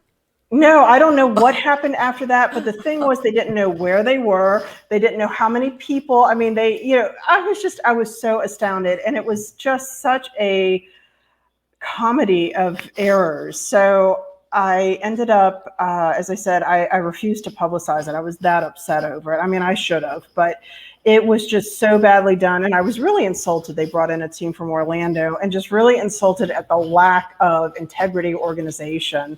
Yeah. And it was just such a money grab, in the end. But yeah, I did get to do it. It was a shame. And in fact, the interesting thing is that those entities might have extended out to some of the townhomes in the area. Really? Yeah, there were some haunted townhomes out there, and we got some nice EVPs, male entity being one of them. But that was a while back as well. That was before the new townhomes were built. Right, because this hotel goes back, and I had heard that because I stayed there. I stayed on the 4th floor, and I know the 5th floor, and they were saying, originally on the 5th floor was where, the servants, these were very wealthy families. They would have their traveling servants with them. Yeah. And this is where they would stay, or, And there was a fire, and there was the wedding tree, and that type of thing. Did you hear anything? I heard that there was supposedly, how down in I think it was the men's bathroom, they had, where they had those shoe shine chairs. Mm-hmm. I had heard that there was a haunting connected to that, but I never found out exactly what the origins of it were. I don't remember that one. I do remember the servants' quarters or the slave quarters, depending on who you talk to, underneath the building. They had a fire break out. I didn't know that. Or there was an area, yeah, and that was supposed to be really haunted, and that's what produced most of the ghosts there. But what do you think about the reputation? And this is, to me, it kind of sounds like urban mythish about Maisie Plant running around trying to find her jewelry or something like that. Oh, yeah, there's lots of those. Yeah, there are tons of that type of thing where they are definitely, just exaggerated urban legends. But yeah, it has, oh my gosh, 25 years. It's really been quite a ride, come to think of it. But just all of the, the oddities that you come across, and these are almost always the exceptions. I mean, yes. The reason you keep doing paranormal investigation is because you have those families that you help, and you have those individuals that you help, and you have the properties and the entities, that settle out, and everybody is feeling better. And in fact, I have had a couple of folks that I've run into, because now the nice thing about having a studio is that I have like a public space, or public-ish space. It's privately owned building, but we open up for Second Saturday Art Walk, and so it turns out if you're there long enough, I think you encounter everybody you ever met at some point. I don't know. Like, there's folks from like 20 years ago that show up, and so we actually got to do a recheck on a home that we checked 18 years ago. Wow! And this was interesting because the first time there were 3 people living in the home. The daughter was 12 years old, And the husband and the daughter felt like they were encountering an old woman who had died on the property. Okay. We had a little bit of phenomenon, but ultimately we thought it was a residue. Mm-hmm. 18 years later, the daughter is 30 and has moved out and has her own kids. And I'm like, oh my God, I'm that old. Okay. The husband passed away. He actually, and boy, it was not an easy passing away. He had a hip surgery and I guess ended up with an infection that literally, I mean, he was on antibiotics. It took him 5 years, but it was awful. It did not sound very pleasant. But he died not in the house, but his last years were in the house, and he ended Yeah, up this is where he dying. lived. Like the last 3 days, I think he was in the hospital and passed away. Um, the weird thing was that I intentionally did not look at any cases because, if you do enough cases, they all kind of blend together. 18 years ago, I can remember yesterday if I'm lucky, So essentially, I actually, when I got there, was like, well, this does look familiar, but I initially thought it was a different case that we had done in the area. But I'm like, but I can't say anything, and we're just going to I'm just going to, I'm going to let the others lead the investigation. But the original, the wife still lived in this home, so it was still her house, and she's like the only, still lasting person there. And it was relatively modern, post World War II, 1950s construction, cute little house, and so we get in there, and as I said, I told the others, I was like, well, you guys are going to have to leave because if I have any remembrance, I don't want to be influencing anything, so I will follow you. And they started picking up almost immediately in the master bedroom a male presence, difficulty breathing and nausea, weight of the world. He was just like really exhausted, coughing. And it turns out, as we kind of went through almost everything that they picked up, and again, we didn't know this, but it had belonged to the husband at some point. Oh, I was thinking, oh my God, he's became one of the ghosts. Yes. And the weird thing was that the old lady presence that we had investigated, I guess he continued to see her, particularly as he got ill and started to decline. Literally, she would come and talk to him. And the wife said that he was like throwing water bottles at her to get her out. Wow. Well, and again, I didn't know this until the end, but a couple of my team members picked up on a female presence, but it was very, very brief. Very brief. Okay. But at the very end, when the reveal happened, sure enough, it was supposed to be the husband. It was not, unfortunately, a very happy marriage at the end. But almost everything that we picked up on, it had a connection to him. We had no paranormal activity. The wife would say, he hated it if you closed the kitchen cabinets in the wrong way because it made a noise that he didn't like. We even, she said, I will find these cabinets like slammed closed. So we even tried that. He wouldn't interact with us at all. No communication, just that sensation of presence. So it was really, really interesting. And I ended up saying, I even tried to say, do you remember us from before? We even tried some EVPs with her there. Once we had the reveal, we got nothing. And I said, well, what did he think of our investigation all those years ago? And she said, well, he was skeptical. But, after you left, he was a believer. And it was kind of interesting because, again, the same format. You don't tell us what's going on. We come in. But the weird thing was that we did investigate the property again, and now we have more access to archives, much better archival data. Newspaper subscriptions have put, 200 years worth of articles up. And so my researcher, it was so funny because she sent me this, she said, I can't find anything. Here are the 3 names of the homeowners. One of them died at the age of 87. Well, it turns out that was the homeowner that everybody thought was haunting the house. And it was an urban legend that she had it became a legend that she had died on the property. She had not. She died at Nice Hospital. Okay. But, we were able to actually say, well, she's probably still there because she had a lingering illness. But it's a residue. It's really not very active right now. But it's the husband. That is so interesting that you actually are. That's very rare, by the way. It was weird. Just be able to go back to a place that you investigated almost 20 years before, and now this time one It's a of new the person. persons. It's like, Yes. wow. So I don't know why he wouldn't communicate with us. I mean, we really did try to be pretty gentle, but as I said, the wife, did indicate that I guess he was kind of a little bit mean spirited, I guess is how you'd say it. So, maybe because we would be validating the wife, he wasn't going to do anything. Could I was be. like, You wow. never know. I mean, You it was never so know. funny to even. You're on her side, or one of That's those it. That's deals. it. And it was funny because she's like, he hated candles, scented candles, so she had them all over the house. I'm like, well, so we're having making sure everything's. You're doing battle, and he died, That but was you it. still are doing battle. Well, and Wow. because she would have on occasion, she would have dreams where he was like standing in the bedroom saying, I guess she had found like $1,800 of cash that he had stashed away. So like in this dream, he showed up and he's like, I want my cash back, and I want. There you go. He was hoarding at one point, and so when he passed away, I mean, she said it took a lot of time to get everything out. And I want all he my was stuff really back. probably mad about that. He might have just stayed Yes. behind just because of that.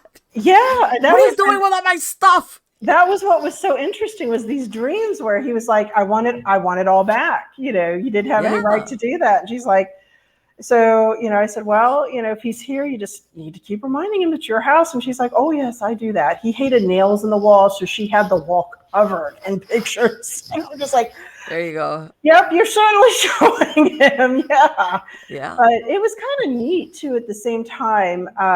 At the end where I'm like, oh God, no, this really was a different case. I was definitely misremembering. So I know I wasn't leading the group on because I really thought it was a different case. And it was really interesting that the investigators, our equipment didn't get anything, but our sensitives did. And what they got was actually fairly accurate.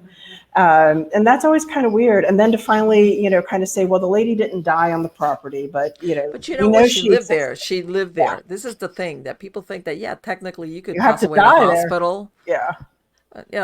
But it was if you're interesting. this is where she existed. How's that? That's it. But I guess the weird thing was that her husband had initially bought the house, and then she married him, and they were both on the house after that on the deed. But it was interesting because he had been told that she died on the property, and I think that was where his little kernel of belief was that she was haunting it. And as I said, the archival research really didn't show us, back in the day. But now that we have, access to obituaries and just, articles and all sorts of property records, it was really interesting that that it came back. And we were like, well, he was wrong on that. They told him incorrectly. Nobody did die on the property. But, we have proof of this lady, and this is probably who you're dealing with, or who he was dealing with. But like I said, she's pretty well gone, I think. And I probably ran her off. Well, except that she, according to the wife, he saw her a lot when he was so sick and dying. So again, the question is, did he actually see her, or was she, something in his mind, or was he, kind of in between worlds, and maybe he was interacting with her. Would you hear that a lot? People that work in hospitals. Yeah. They describe where sometimes they'll know when a patient's going to pass on because they'll start having conversations with people, people that have passed on, family members. That's their heads up. Even if that person might not necessarily be sick or have anything, that they know that something is going to happen because they start seeing or having that conversation. Like you said, in between worlds kind of thing. Yeah, where you're kind of seeing between the veil. And it, in some ways, it's kind of, if it is part of the mind dealing with death and dying and keeping you calm, I guess that's one thing. But, on the other hand, I always find it interesting because sometimes these are people that you're not expecting, and so it doesn't make sense why this would be the person, unless it is completely like some sort of buried psychological element. It's also very comforting. I kind of hope that there is somebody that's like, it'll be okay. It'll be okay. Some of my very favorite stories, I remember one woman was dying, and right before she died, she sat up and she threw her arms up like this. And she said, oh, it's licorice. And people are like, and then she died. And they're like, licorice? Well, it turns out that licorice had been her childhood horse. Wow. And so you're just kind of like, okay, I have had a multitude of pugs, and so my people are like, you have like a section in heaven that's just like the Stark pugs. I'm like, okay, they all better be there. It's a flock of pugs that are coming to get you. I'm pretty sure that that will be what happens. And of course, it's as I mentioned, my mother is 80, and bless her heart, because she is an interesting person in and of herself. She's right before the baby boom generation, but I'm pretty sure she had me to have a friend. She Yeah. just always kind of struck me because she's always been very different in some ways, like very determined, very assertive, very intelligent, and but I think she's been lonely. So sometimes I do wonder, it could be that baby boom thing where the kids become the friends. But Right.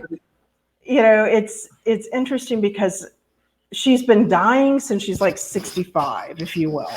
So she had her funeral set up. She updates her funeral folder. Like, okay. Right. But I'm kind of curious to see what happens.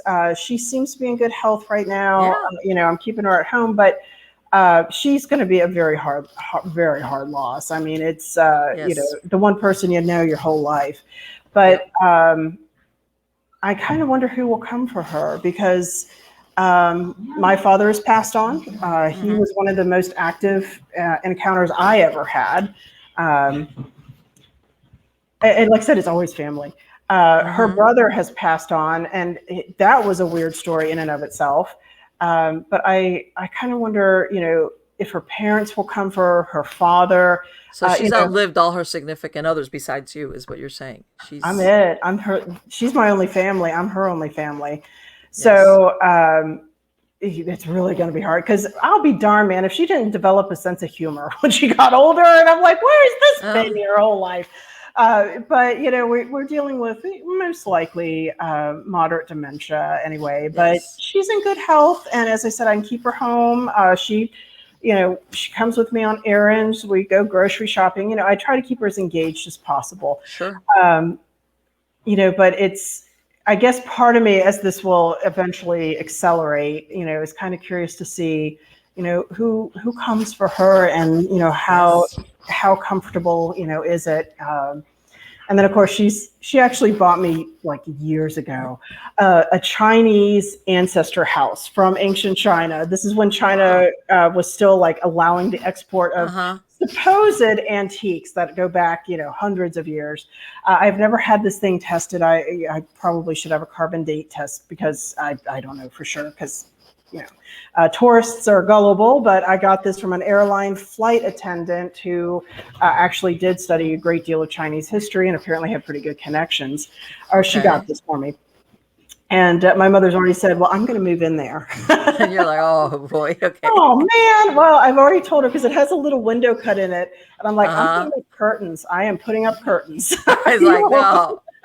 So, but You know what? I'll tell you what, when my mom passed away, she was like 91.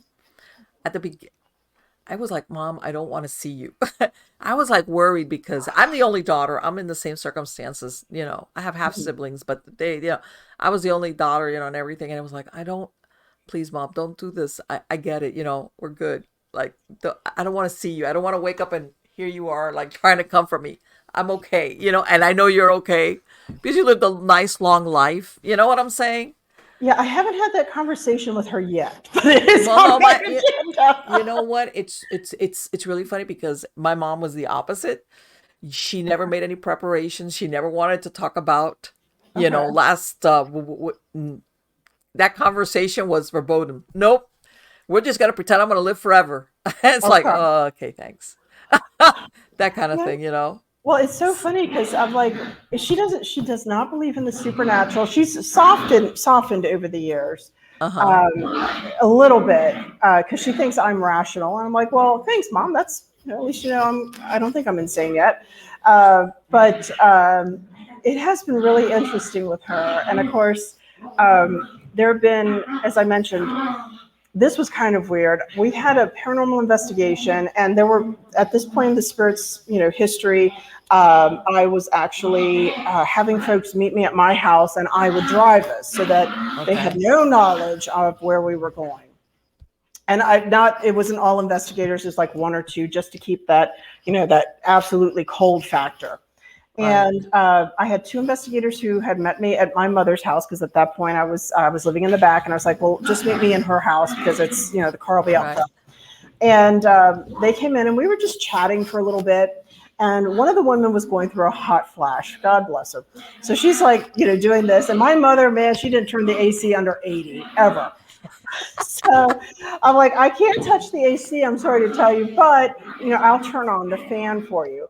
And I still remember this to this day, because they started saying, as they were there, one of them said, does your mother know she's got a man in the house? And I'm like, I don't think she does. She's going to be thrilled.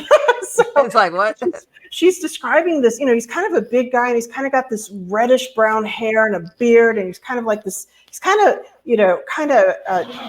jolly. I don't want to say jolly. I can't remember what she called him, but, and I'm listening to this and I'm like, well, it kind of sounds like her estranged brother, because unfortunately when their parents died, they had a falling out and they hadn't spoken in 20, 30 years. And I'm like, it sounds a little bit like Uncle Ed, but how weird is that? And I said, well, are you getting a name? And she said, Tom. And I'm like, oh, I don't know a Tom. I don't think Mom knows a Tom. And she said something like, well, and he's a bit of a prankster. And it was kind of at this point where everything was coming together, and we had talked about the AC, and I was reaching up to turn on the fan because it had a pull cord, and the fan turned on by itself. And I'm like, okay. And we did the investigation. We came back, and that night I was, I made everybody go type up their notes immediately. So nothing, so I'm doing my job and I'm typing up my notes. And in the middle of it, I was so overwhelmed that I had to do research to see what happened to him. And so God bless the dial-up interweb, but I logged in and I put in his name, and an obscure newspaper popped up with his obituary. And he had passed away about 3 months before, and we had never been told. We had no knowledge. So, when it's something like that, right. And at that point, you didn't even have any idea. You probably assumed he was alive. I hadn't thought about it. I hadn't even thought about it in years. I'm out of the life. I mean, all that happened when I was 16. So it's things like that where and the other thing I remember is that she had a job that sent her out of town, and I had to sit on that information for like 8 hours until she came home, because I didn't want to tell her on the phone. Right. Because I mean, how do you even approach that? And what did she? What was her reaction? She never really acknowledged the supernatural part of it, but she couldn't deny the obituary. So. Right.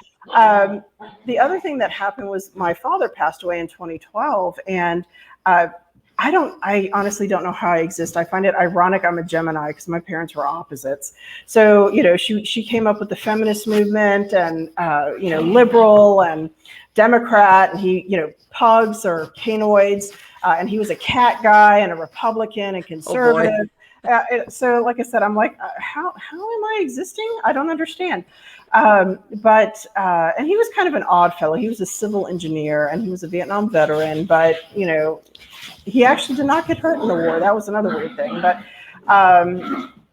so the odd thing was that when he passed away, I had three things that happened, and almost every single two of the three, she was somehow with me. And so it's like he was trying to communicate with all of us. So they had divorced when I was very young, but they remained friendly, thank God. So there was no animosity.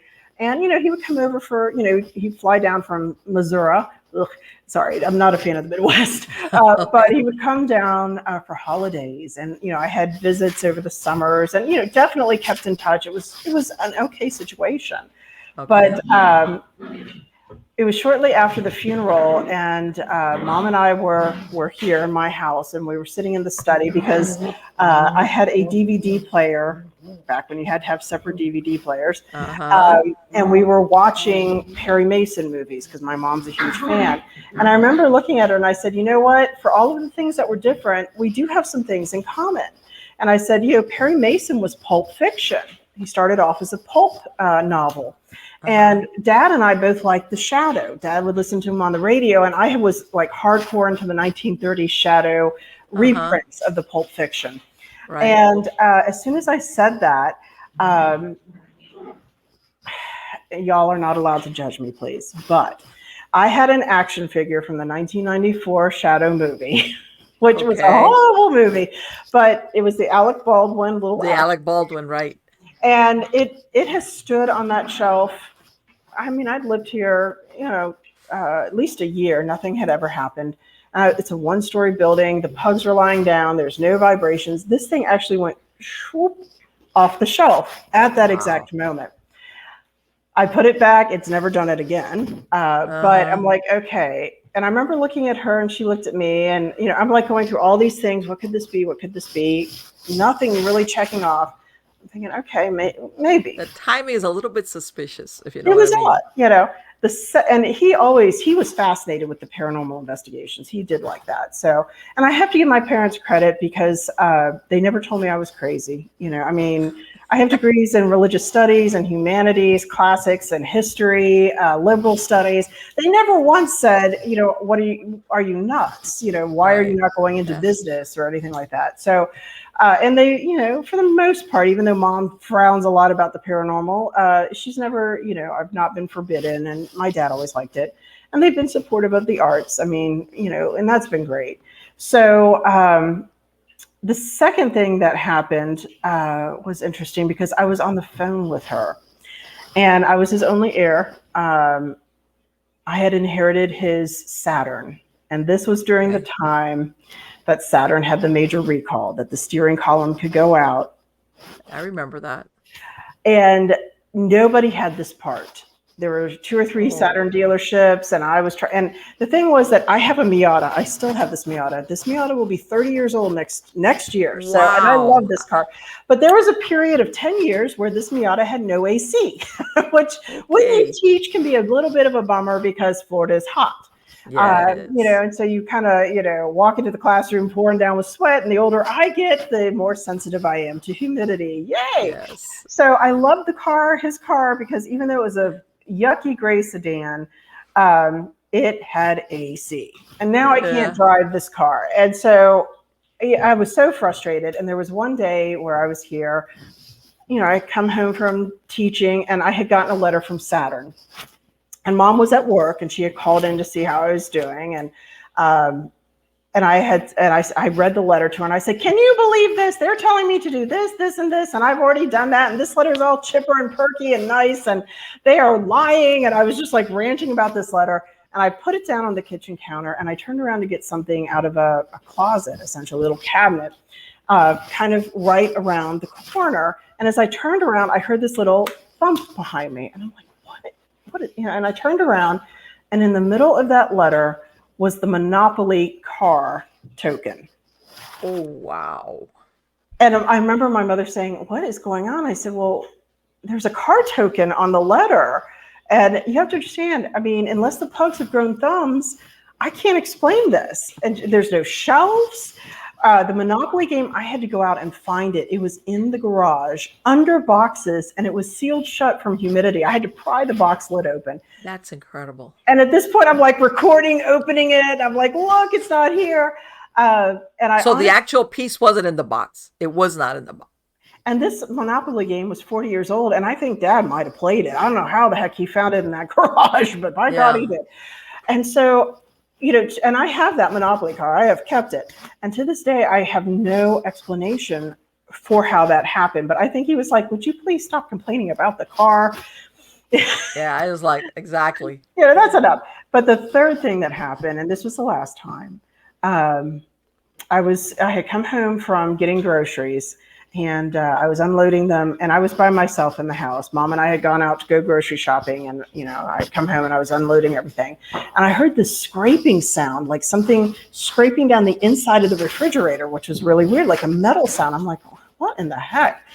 And I looked down, and underneath the vegetable drawer, there was this little gold coin, and I'm like, okay. And I went in and I pulled it out, and it was a Sacagawea coin. Really? One of the silver dollars. And what's really odd is that Dad and I are descended from Meriwether Lewis, who was on the expedition, right? The Lewis and Clark expedition that had Sacagawea as a leader. Exactly. I have no explanation for that. I was going to say, that is, talk about the inside the refrigerator of all places. I cannot figure out how this happened. There was no coinage. I had no, cash with me. I have no explanation for how that thing got there.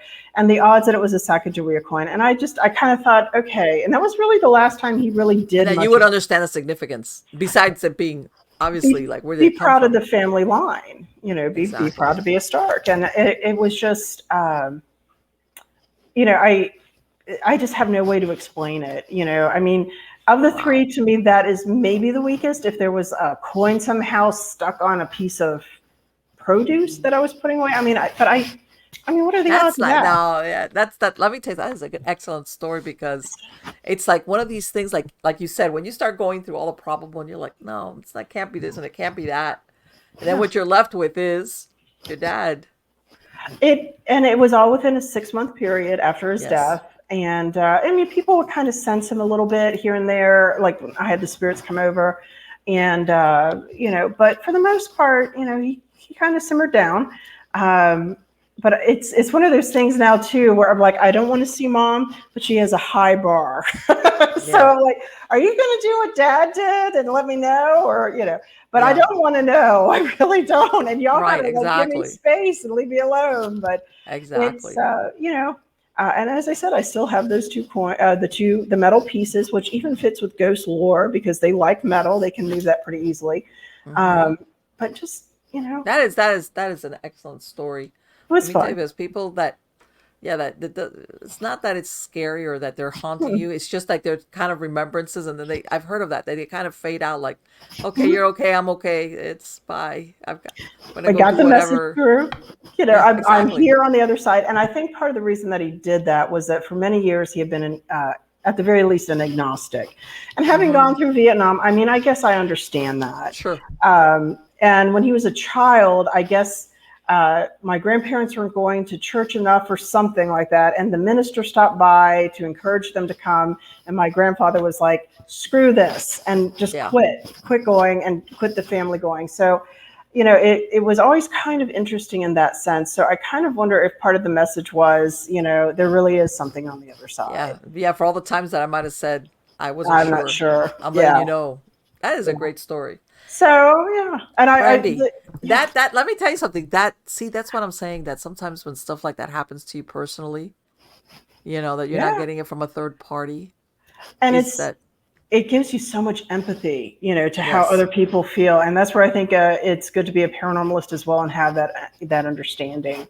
Because when people come to you and they're like, "You're going to think I'm crazy," but I'm not sure this happened. I'm not going to think you're crazy. I'm not. Yeah. If it makes you feel any better, this is what's happened to me. So it's okay. And they're just letting you know it's okay. So it's been a really wild 25 years, but here we are. I mean, for my podcast listeners, what website can they find you at? It is spiritsofsaintpete.com. So spirits of Saint STPETE. Okay. We used to be Spirits of St. Petersburg. We technically still are, but it takes forever to type that. So spiritsofsaintpete.com. And I am the one who answers emails if people have questions. Okay. Our book is up on Amazon. The Paranormal Pets podcasts are on petliferadio.com. They're free. Okay. They're all over the place. You can actually get them on Apple, and I don't even know. All I know is I don't listen to them because I sound funny. I do not sound like that. I know. Isn't it weird that when you listen to yourself, you go like, "That's me"? It's like that's not me. That doesn't sound right. But we're here, and if they're interested in tours, pay attention for the St. I was going to ask Museum. you, do you do tours all the time, or is it only certain times of the year? I do them on request. So for right now, it's on request, but hopefully starting in May, the second Wednesday will be a trolley tour through the History Museum, so a haunted trolley tour. And then on the fourth Friday, I will be doing walking tours from the History Museum. So we're trying to kind of get that more scheduled and regulated. But I will also do them on request. Usually I just have to have a 2-person minimum, and I try to cap them at no more than 10. Because people like to tell you stories, and, I like to have little interactive spots where folks can test the EMF meters and Okay. try things out gently. And yes, I do thank everybody for participating. I do ask everybody to stay where they're supposed to be, but yeah, so these are safe spots that we have investigated, but we're not going there consistently enough to really be creating like a tulpa or wearing them out. They seem to be Right. pretty open to occasional visits. So I'm like, okay. Yeah. But yeah, absolutely. Feel free to contact me. You can get me through the Spirit site as well. Okay. We're hopefully going to do like an online paranormal 101 class. I'm trying to build that, at least with the Spirits technique. Okay. We do have one member who is more of a spiritualist, and she's got a table tipping class in June. Okay. So that's interesting. She's done some table tipping with us. That's very much kind of an independent thing. We really do not do table tipping on investigations, but for those who are kind of curious, I don't know how I feel about it, honestly, but it is a different insight into the field, different kind of experience, and coming from a trustworthy source. Right. This woman is quite interesting because she works for a whole division of like independent nursing home. Or Okay. not nursing home, excuse me, independent funeral homes. Oh So my she's part God. of this caveat. And so her thing is that her job is working with funeral homes, and then her interest is working with the dead. I was like, well, Well, okay. yeah. So, but Okay. there's stuff coming up, and if people want to hear more, just let me know. Perfect. Thank you, Brandy. I'm gonna talk to you later on. I'm gonna shoot you an email because we had some people that I had a gentleman, one of my guests, that he comes and he winters down here in Florida Mhm. with some other people, maybe putting together a paranormal conference maybe for the end of the year. Oh, interesting. And Okay. I'd spoken to him about you, that you had been doing this for so long. Yeah. But I will send you a separate email about that because it was in Okay. the planning stages, and we were like, and he says, "Well, could you find a venue?" And and I've got Okay. also a group here that out of Ocala with the Bigfoot Paranormal Oh, yeah, Connection. yeah. Okay. Yeah, I think I might have seen some of them. Yeah, I went so to the very first Bigfoot conference down in Plant City. So right I now, was, as a matter of fact, they're having one in June over here in Ocala. They're having oh, another one. interesting. Okay. So I will send you an email. But thank you so much. It has been wonderful to speak to you. Oh, this has been fun. And thank you for your patience with the On pugs the and my mom. contrary, it's been my pleasure. Take care. You Say too. hello to your mom. I will. I'll tell her hello in the morning. Bye bye. Wow. She's a great guest. And you know what? I understand where she's coming from with her mom. Been there, done that kind of. Yeah. And yeah, when you have a parent that's elderly and for lack of a better word, you realize, which is the way it's supposed to be, the parents, go first and then children. And, and you recognize that your parent has lived a long life and a good life in the sense of not a perfect life, but a long life. That when they pass, it's like, I don't want to see you. And I know some people say, well, don't you do paranormal investigations? It's like, it's a different scenario when it's your family, and because you never want to think, any of my loved ones getting stuck, and it's like, I know you're okay. You don't need to tell me you're okay. You're okay. Don't worry. Just be on your way and go to where you're supposed to go, whatever you're supposed to do after the fact. And before, because I already spoke to you guys, people had asked me, because a couple of times I had, one of my prior shows, I'd put one of my pictures of when I was on an investigation. Let me see. And I was going to show you guys another one. Let's see if I can find it here. Let's see. Here we go. And this is me in 2008. This is me with Robert the Doll, the very famous Robert the Doll, in the Key West cemetery that they had down there. Um, there's a lot of story that goes on around this doll, but and I've said about, that there was, as a matter of fact, there was a what you call it, right next to that, on this side you can't see that there, there was a display of the I think it was a Sacred Heart. It was the nun order of the Sacred Heart of Jesus, and apparently they came to Key West back during the like the 1800s, and they built like they did would doing a lot of times. They built the first hospital and stuff like that. But anyway, the display, which you can't see, had there was a display there about these nuns, and in the hospital they had built and blah blah blah. I'm telling you, there was more coming off of that display from the convent and the hospital that they ran for many years, much more than from Robert the Doll, believe it or not.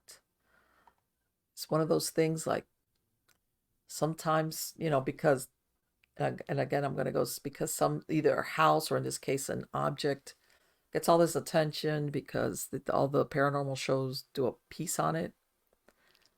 And sometimes there's stuff close by that has got little or no recognition, which most definitely has something going on with it. So the most unexpected places you're going to come across, either whether it's a haunting or a paranormal event or something.